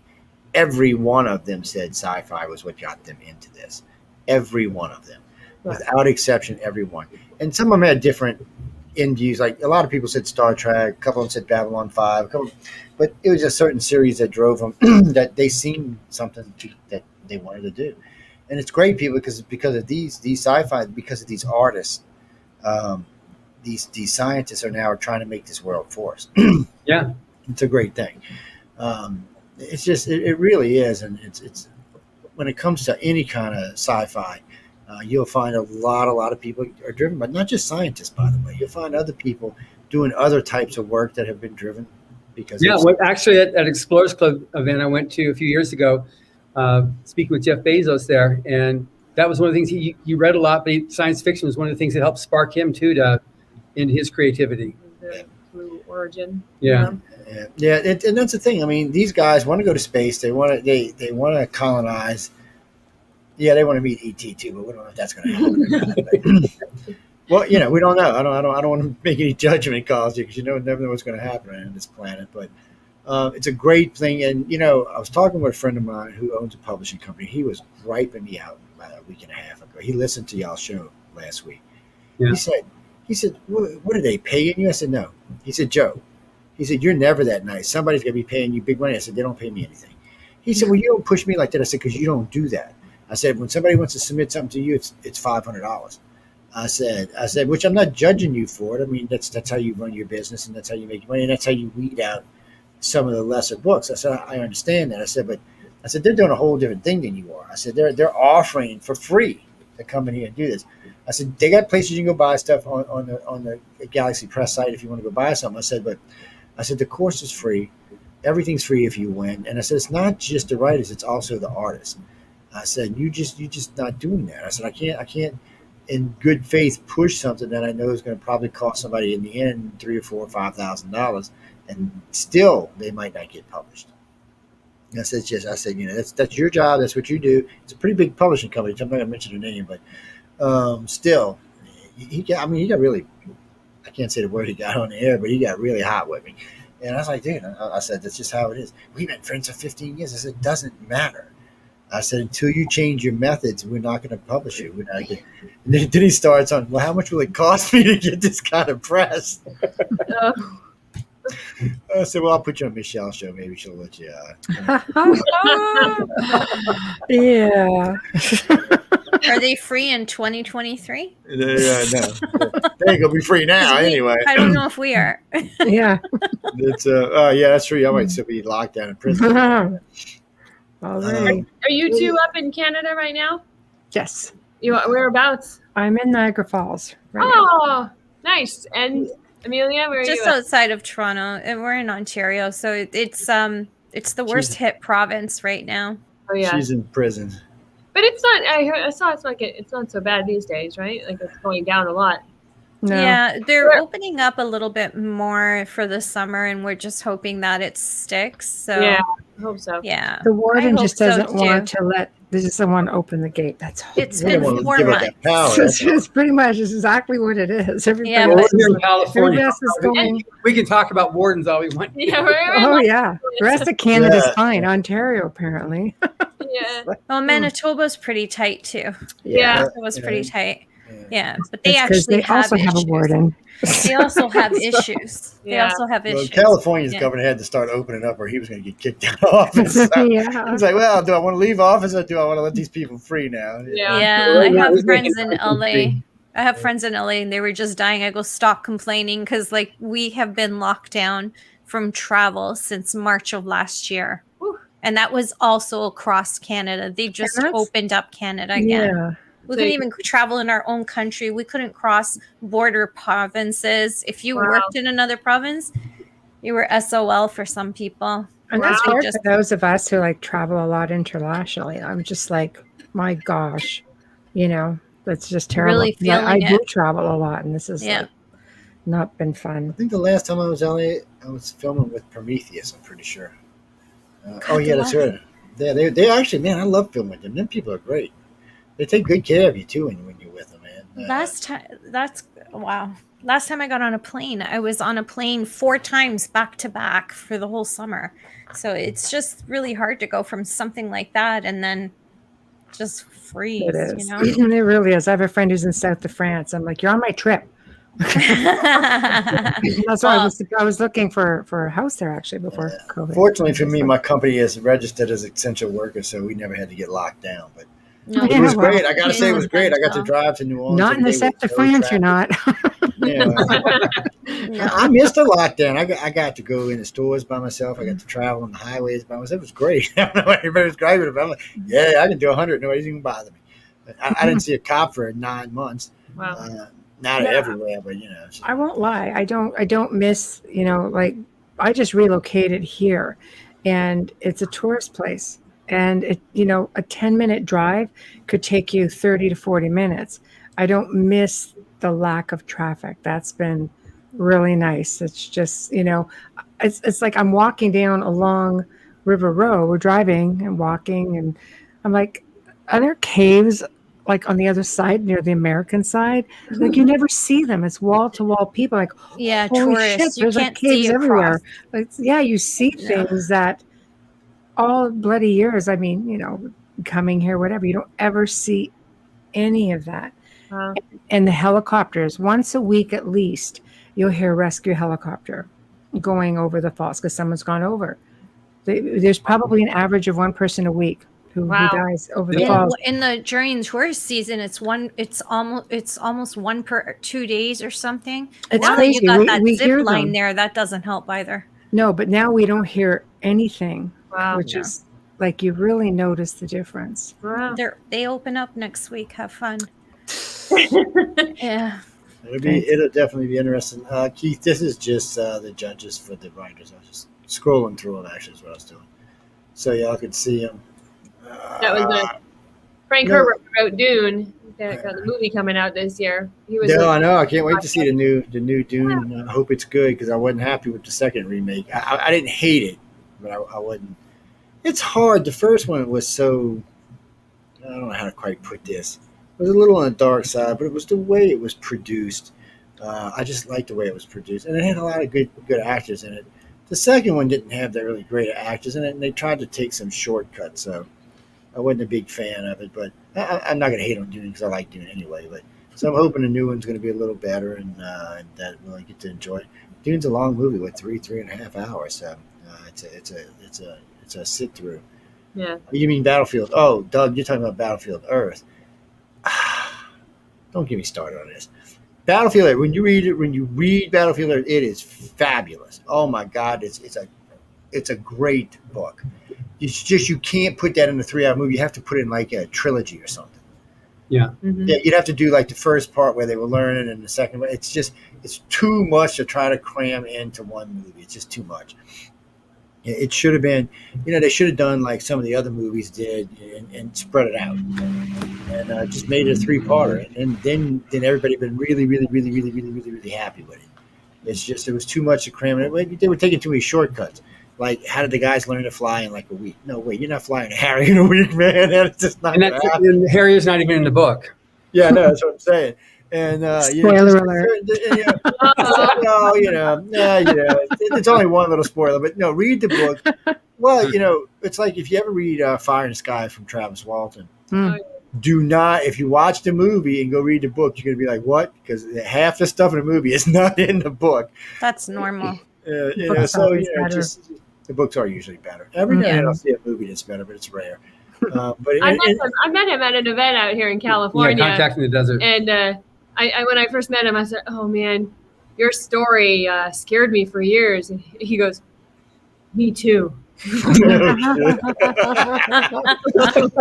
kidding. I was like, oh, what was I thinking? Yeah, don't close your eyes. Oh, man. Gosh.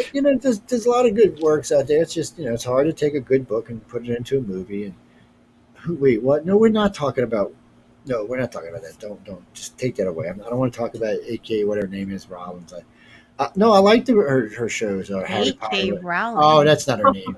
It just That's aggravates. Jen K, and she wrote. She just aggravates me. But no, I like Harry Potter. They're great books. I mean, they're great movies. But I'm just not a big fan of hers. That's all. But she brought in a lot of the audience, the teenagers, back into reading, and I think that's what's really important about the stories and the fact that her life itself, to go from nothing and to build something, her imagination is exquisite. It's unworldly. Yeah, She gives away most of her money too. Yeah, she ruined it when she opened her mouth, though. She should have kept her mouth closed. One thing people should learn when you do stuff like that, you should not talk about politics. See, John and Emily is smart. They don't talk about politics. It's neither does Michelle, for that matter. If you're in a particular genre, if you're doing a particular thing, you should stay out of politics because you end up isolating half of your audience. Oh, that's funny. That sounds so familiar. I could have sworn I said that. That's right. Yeah. Look, Bubbles, don't make me send you back to the ship. Because there's just quoted exactly. Don't make me send you back to the ship, Bubbles. No, Michael. Bubbles is, I think there's an echo. Who, Michael, who?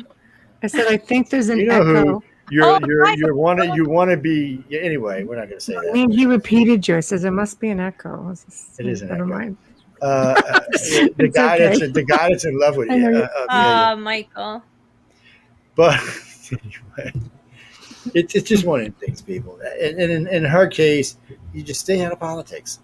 So don't talk about it because once you talked, I would never watch anything or read anything she produces ever again. I don't think her younger audience cares about what she said politically. Oh, but I think they like I most said, certainly when do. it comes to getting kids at that genre, that age group to read, she did an amazing job. That's right. She did do And that. she wasn't writing crap. She wrote. No, she didn't. She wrote good. She wrote very well. Yeah. And several of our judges talked about too. That they totally respected for the fact that she did get a lot of people into reading, and so that just made it possible for them to read their books. Mm-hmm. Just increase the whole audience for it. But one thing on a couple recent shows I've had on there is talks about one thing that authors need to learn and people in general do is that the internet is forever.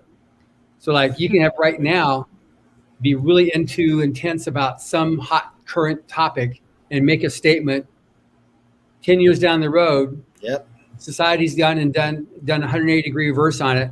So now by saying yes to this 10 years from now, no is the current, what's politically correct. And just all of a sudden now you're out on the street for having said yes now. So that's one thing too. I really encourage people, just watch it, just stay true to what you're on your track, whatever you're doing, whatever your subject matter is, and don't get into no hate. And I totally stay clear of politics on this stuff because you're right. You're going to estrange half the people. But when you make you get a lot here in Hollywood too. Somebody makes a statement and then somebody will take that the day it takes to go through and go every past post going back years till they find something, and a person will be judged and executed for a comment they made 10 years ago. And their thoughts could be completely different today, but yet they spoke. I know, I agree with you. With Jen K, though, I think that we need to cut her some slack because she's brought a lot of good to the world. Yeah, but I when don't she know. released I'm a little she bit released more. that novel just recently. What novel? She released I forgot what the hell they called it. It's not even a novel, but it didn't even make the list. You can't go that far with what she said and expect people to respect you. It's just not gonna work. I understand that, but I look at what the good and what people have done to a certain point. I don't judge people based on one really bad thing that they said. If it's continual, it's different. Everybody makes mistakes. Everybody speaks out of term, especially in front of microphones. If you're taken aback, we have to look at the circumstance and how it happened. Maybe that's my crime background. I don't know. But I won't crucify her because, as I said, she is a great example for teens, but she's also an example to, single mothers who maybe are on social services and feel like they can't get anywhere. And yet look what she did with her life. So I think Anybody it's who really brings in like Lucien Malfoy to me is like freaking outstanding. So I'm just saying, one of my personal favorite characters. yeah, like I love Hermione because she's Jason just Isaac's perfect. so Hermione yes. reminds me of like a little politician there, but she's just so strong, and there's so many kids could see themselves in so many of these, and I wonder how many children did she stop from maybe committing suicide.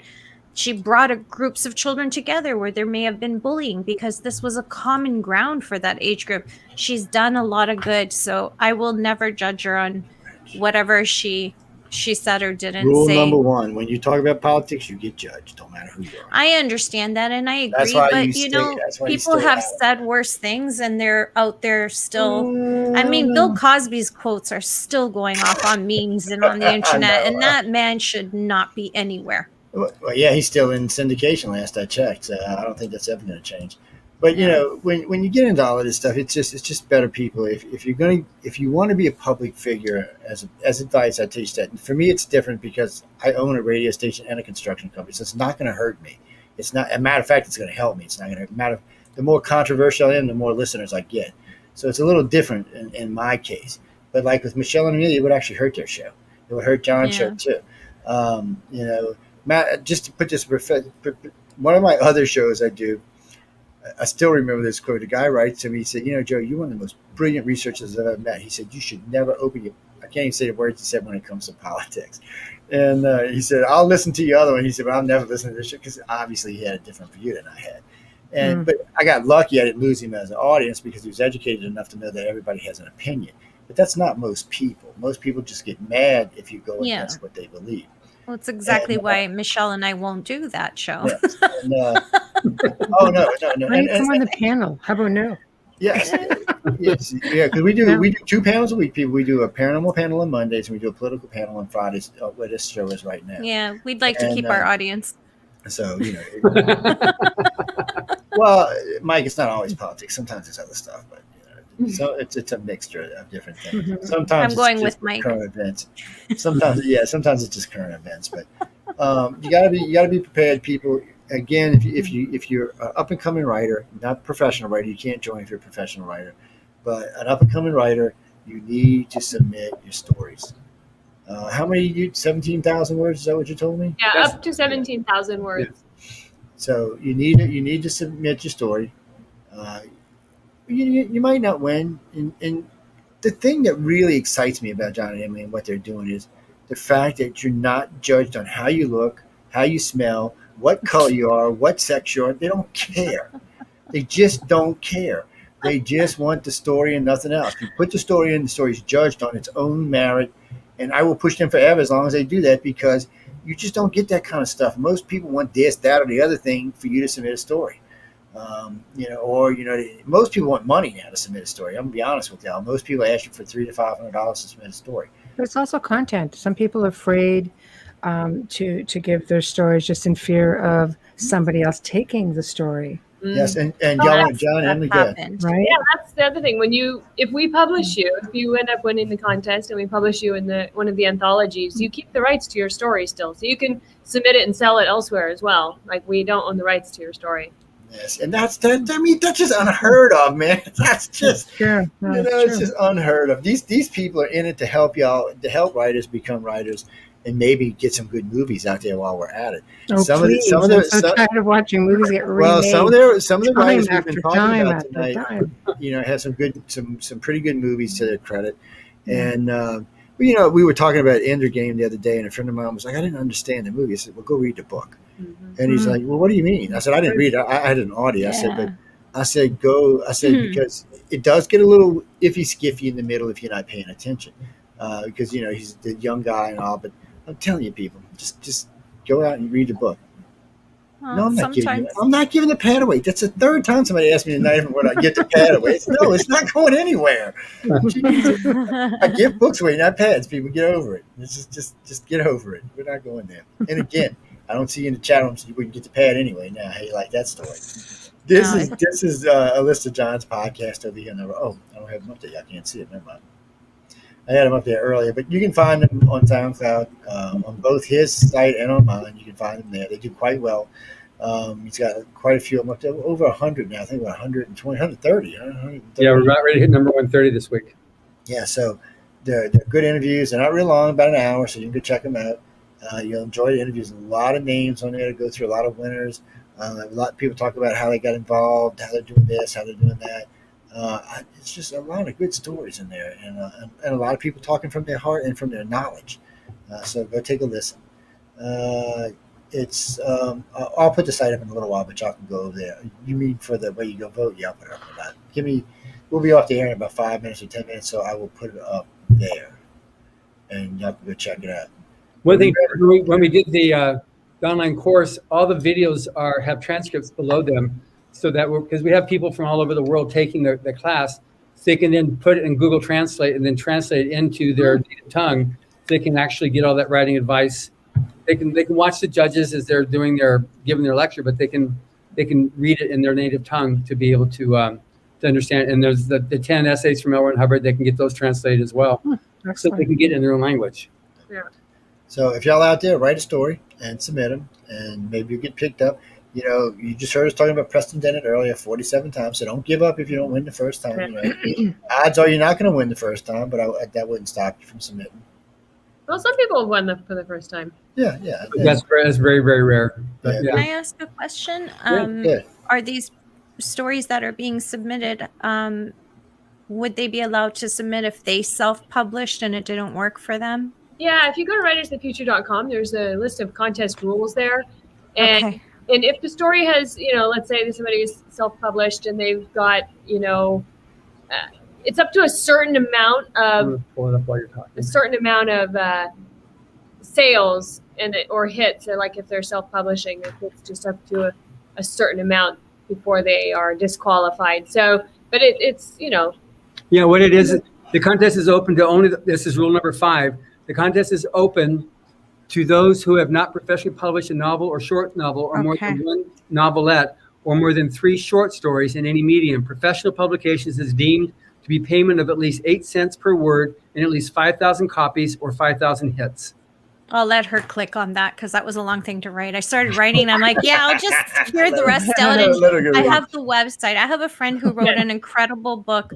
And can I say the name of the book, or I can't say the name of the book? It was called That Moment by C.C. Champagne. And it's a compilation of short stories that are just so inspirational, and she does well, and she does give a lot of them away. I have bought 1 million of them as gifts for people. Break up the short stories and submit one story at a time is what I do. Yeah, spread out your odds of winning. The short stories are true stories of people's lives and their situations, and in that moment, how it turned around or what happened, and the whole, divine right timing kind of thing. And she wrote their stories, and they're just incredible. So now the contest is speculative fiction, so it's not nonfiction. So it's going to have some speculative aspects: science fiction, fantasy, alternate history, dark fantasy, that type of stuff there. So there's all kinds of stories we've had, and we've had what you're saying there. As long as it's got a bit of the fantasy or a little bit of the like historical fiction. Yeah, definitely. We've got a lot of historical fiction. That is one. Interesting. Yeah, I mean, we're 37 years. We're ready to release volume 37 now. So that's been a lot of winners. We've had over 800 winners now. Tell everybody where they can get the different volumes at, because I know a couple people asked. The volumes, they can get them at galaxypress.com or at Amazon or wherever books are sold. That's where you can buy the actual anthologies. And when people buy the anthologies, that also, obviously, the royalties from that is what helps pay for the whole contest and paying the winners and all that stuff. I was So- getting ready to buy a couple, but for some But- reason, I can't find the blinking things for some reason. And if you want to enter the contest, that's at writersofthefuture.com. Yes, go to Okay, Writers thank you Future. so much. I'm going to pass that along to her Great. because So- she's an incredible writer and the stories are just fantastic. Well, that's great. Nice. It would nice to see her on a And you know, larger where's it scale. at? Hold on, let Yeah. me see if I can show you. Man, they give you money too. Yeah. Yeah, this Yeah. is the best. Even though there's all new names, and you talk to any editor or anybody that publishes anthologies, they got to have the big names on it because that's what people see in the newsstands, and they're not going to recognize Joe Schmo and Matt Smith and who's that. So they go for having the big names on there. So Okay. this is the best-selling anthology that exists out there, and they're all new names. Thank you. I think it's exciting. Yeah, And I think it's great because they don't pick just one winner. Yeah. It's 12 each year. yeah. I think so- she's writing another book. Her grandmother passed away at 103. So, Wow. so what y'all A gonna have? couple- I'm sorry, Amy, go ahead. No, it's okay. A couple Yeah, years dude. ago, and I told her you need to write Nanny's story because Nanny, she hid the Jews that were running during the Holocaust in Denmark. She Oh, was that's part of those crusades where they would take them underground. And I said, you need to write her story. And she was an accomplished artist and painter, or her oil paintings are stunning. And we lost her a couple years ago. That'd be a great story. Yeah.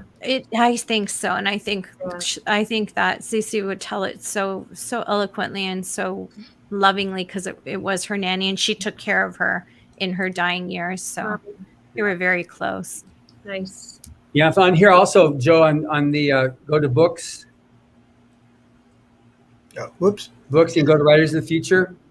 Right, is it future? Do. And that's where you get those. But we've also got this really cool package we talked about last week. If you scroll down there, you can see the different books that we've got there. Oh, yeah. Those artists have done all these different covers. A lot of those covers are Frank Frazetta.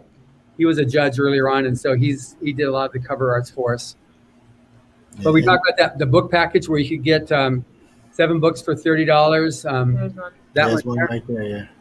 and then the one you were telling people to get. Don't get that one. Get the other one a little bit further down, which is There it is.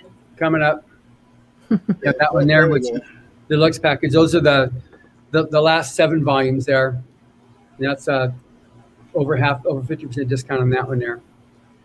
But that one thing that the judges will definitely say is, these are the writers that were originally they're amateur, and then by being published in this volume, they're now published authors. They're now officially professional in that status. They're paid professional rates, and this lets you know how good you have to be pro in order to be able to make it. These are the guys that made it over there. So that's how good your stories have to be in order to be able to win the contest. So when is 37 going to be available? The 2nd of November. We're having the event when we're flying them all out here in October, towards the end of October. And then they have the big gala awards event, which people can watch online and stream live. And that's on October 22nd at 7 p.m. We'll be posting it on this website or the Writers of the Future website for months ahead of the event to make sure people know they can see it there live. And then the book comes out a week later on the 2nd of November. See, guys, and we get those. I'm actually purchasing these while we're talking because I'm getting ready to give these away. But Oh, we all get to see your credit card number? oh, but Chris, let me get a pen. hey. I have one. I'll just share. I'll text it to you later. Oh yeah, let me just put this down here. I thought it might let me do PayPal. There we I was go. I'm not just gonna do PayPal, but we'll go do that in a minute. PayPal still So- asks for your password, Joe. All So right. I know. So Gene, you actually won the book, so you're gonna get the first one. The first one of the Gene. set. So Gene, I was typing in the Pal Talk room. There was about 30 people in there. I said whoever could come up with the answer to a question I'd put in there, I'd give one of the books. So you're gonna get the first one out of the 7. So you can go look what it is in a minute, and I'll tell you. But I will. I'm gonna purchase them as soon as I get off the air, so y'all can't see my damn credit card, and I'll mail it out to you. Good call, Emily. it'll 'cause I take- don't think he caught on till then. Wait, y'all behave now. And anyway, y'all get it. However long it takes to get me. And once they get to me, I'll send them to y'all. Oh my God, these people are bad. See, these Canadian women, bad. And I thought American women were bad. Oh my God, what are we going to do? But I know we got to get out of here because I'm sure Quantum Leap is shooting at me right now. So we're going to start. We'll start with Amelia since she's down in the bottom left square. Yeah, just Yeah, promo for both everybody, of you us. love everybody, and your I protagonist. love everybody. I do. It's one of my greatest faults. um, oh my gosh, I just got so tongue tied because he caught me right off guard with that one. The Outer Realm airs Wednesdays and Thursdays at 9 p.m. Eastern Time, 8 p.m. Central. And of course, with the superb Michelle Desrochers and myself, and we have some amazing guests. Come and you can listen to us on any stream out there, and we are archived as well. But if you want to talk to us and chat, you have to go on YouTube with our live link, which you can find on our Facebook page. Please come by and give us a like, as well as come by Instagram. You should see our stories. I got some great music going with them too. So we'll see you on Wednesdays and Thursdays, and you'll find Michelle on several panels as well. And Michelle, you can tell them about Grey Zone. Well, Joe and I do the Gray Zone every Saturday, 5 p.m. Central, 6 p.m. Eastern Time. And right now we're on the topic of disclosure, part 4, because somebody wanted to do disclosure month. Figure out all the I can't help it. Everybody wants to Jesus, there's only so much disclose you can say. Good thing I'm creative. But I think anyway, he did part that so 4. that I wouldn't show up to the panel on Monday. That's not even the panel. This is Gray No, Zone. I know, but I mean, Sure. he's also doing it on the Yeah. panel on Monday, and I'm like, I don't know anything about Actually, this is the UFOs. last week, though. This is it. Thank this is the last God. week. Starting Well, July, not for us, because I got so much freaking stuff. We have at least another 2 weeks. So, Yeah. so starting July, we go back to normal broadcast. Well, we did this because the government said they're going to disclose something, which I'm not going to get into that right now. We'll save it for another show. But it does seem one of the reports today. I was just laughing what it said. We're not going to get into it tonight, but y'all can check it out. It'll be out there, and it's an interesting report. But nothing is. By the way, gonna both change. Emily and myself are honorary commanders of the Space Force. Yes, they are. Oh wow! Wow, very nice. Congratulations. And when Very Elon nice. goes to Mars, he's going to bring him with him. So you better watch out. Bye-bye. Elon is serious. You know, I was talking with a friend of mine who's she works for Bigelow, and we were talking the other day. She's his number 3. I'm sorry, and we were talking. I'm not going to mention her name because she'll shoot me. But we got to talking. I said, why do you sell the Skinwalker Ranch? She said, she got first thing out of her mouth. Are we being recorded? I said, no, we're not being recorded. She goes, starts talking. And she said, he really believes that aliens are here and visiting the planet. And he's hoping to find some technology. I said, why? So he can catch up with the rest of the people out there building spaceships to go into space. And she's like, no, he just wants to kind of level the playing field for Earth. I'm like, well, that's nice. But him and Elon and, McAfee is dead now. But Sorry, we won't go there. He was doing Virgin or something. But there was, there's 7 billionaires in the space race right now. They're just, and I said, it's so nice to have recordings. I love this. So 22 years ago on Wake Up USA, I said, the only way we're going to ever achieve space travel in this country is to privatize. I said, we'll get faster, better quality, everything. And they proved my point. They're building ships in half the time it took NASA to do anything, and at half the price with way better quality all the way around. So I would feel much safer flying on Bigelow's or Elon Musk spaceships versus NASA any day of the week. Don't get me wrong, NASA. I love you. I think y'all are a great company. I think y'all got a lot of things going, but unfortunately, you got a lot of bureaucracy with the government that slows you down, where these guys don't. They're the boss. They say do it. It gets done. You got to say do it. You got to wait for the government to give you money. Then you got to recruit this guy, recruit that guy. So it takes a little bit longer. But NASA, I know y'all are helping these guys get in space, so I appreciate that. I know y'all been working hard with Virgin, and I know y'all been working hard with Seattle, Nevada on their new space, their little shuttle. So keep up the good work. All of the companies out there, keep up your good work. I love everybody who's into space travel, whoever you are, NASA or anybody else. Just keep it up, because one day we might actually get to go to Mars. Or if we're already there, well, then y'all can tell us that we're already there. Either way, I'll be happy. John, let me plug your show one more time before we get out of here. So, Writers and Illustrators of the Future podcast. It's on whenever Joe puts it on. Well, it's on Monday every day at 4. It's on Monday every day at 4, but it is on other days too. But you can find it on the United Public Radio Network. Just type in Writers of the Future, and you'll find all the episodes there, or it's on also just the Writers of the Future podcast. If you go to writersofthefuture.com, it's you navigate on the left side of the page, and it's got the podcast there too. You can find all the episodes on that one. But we'd love to have you listen to it. If you're aspiring writer or artist, we really are dedicated to helping you get the tools and tips that you need to help you, one, either have the inspiration to persist, know that you're with a group of people that are behind you and want to see you succeed. Where there's absolutely no judging involved in anything. In fact, if a person gets in anywhere on the website and does any judging or any dissing anybody, they're kindly disinvited and they're actually banned from the site. So we don't have any of that stuff going on there. It's just all about how can we reinforce it so that you can actually make it as an artist. Yeah, and they are making a difference, guys. Get out there, write, send it in. If for some reason you forget, you can always write to one of us and we'll tell you how to find them. But starting either tomorrow or Sunday, most of the information will be up on the top right side of the site, so you can go over there and check it out.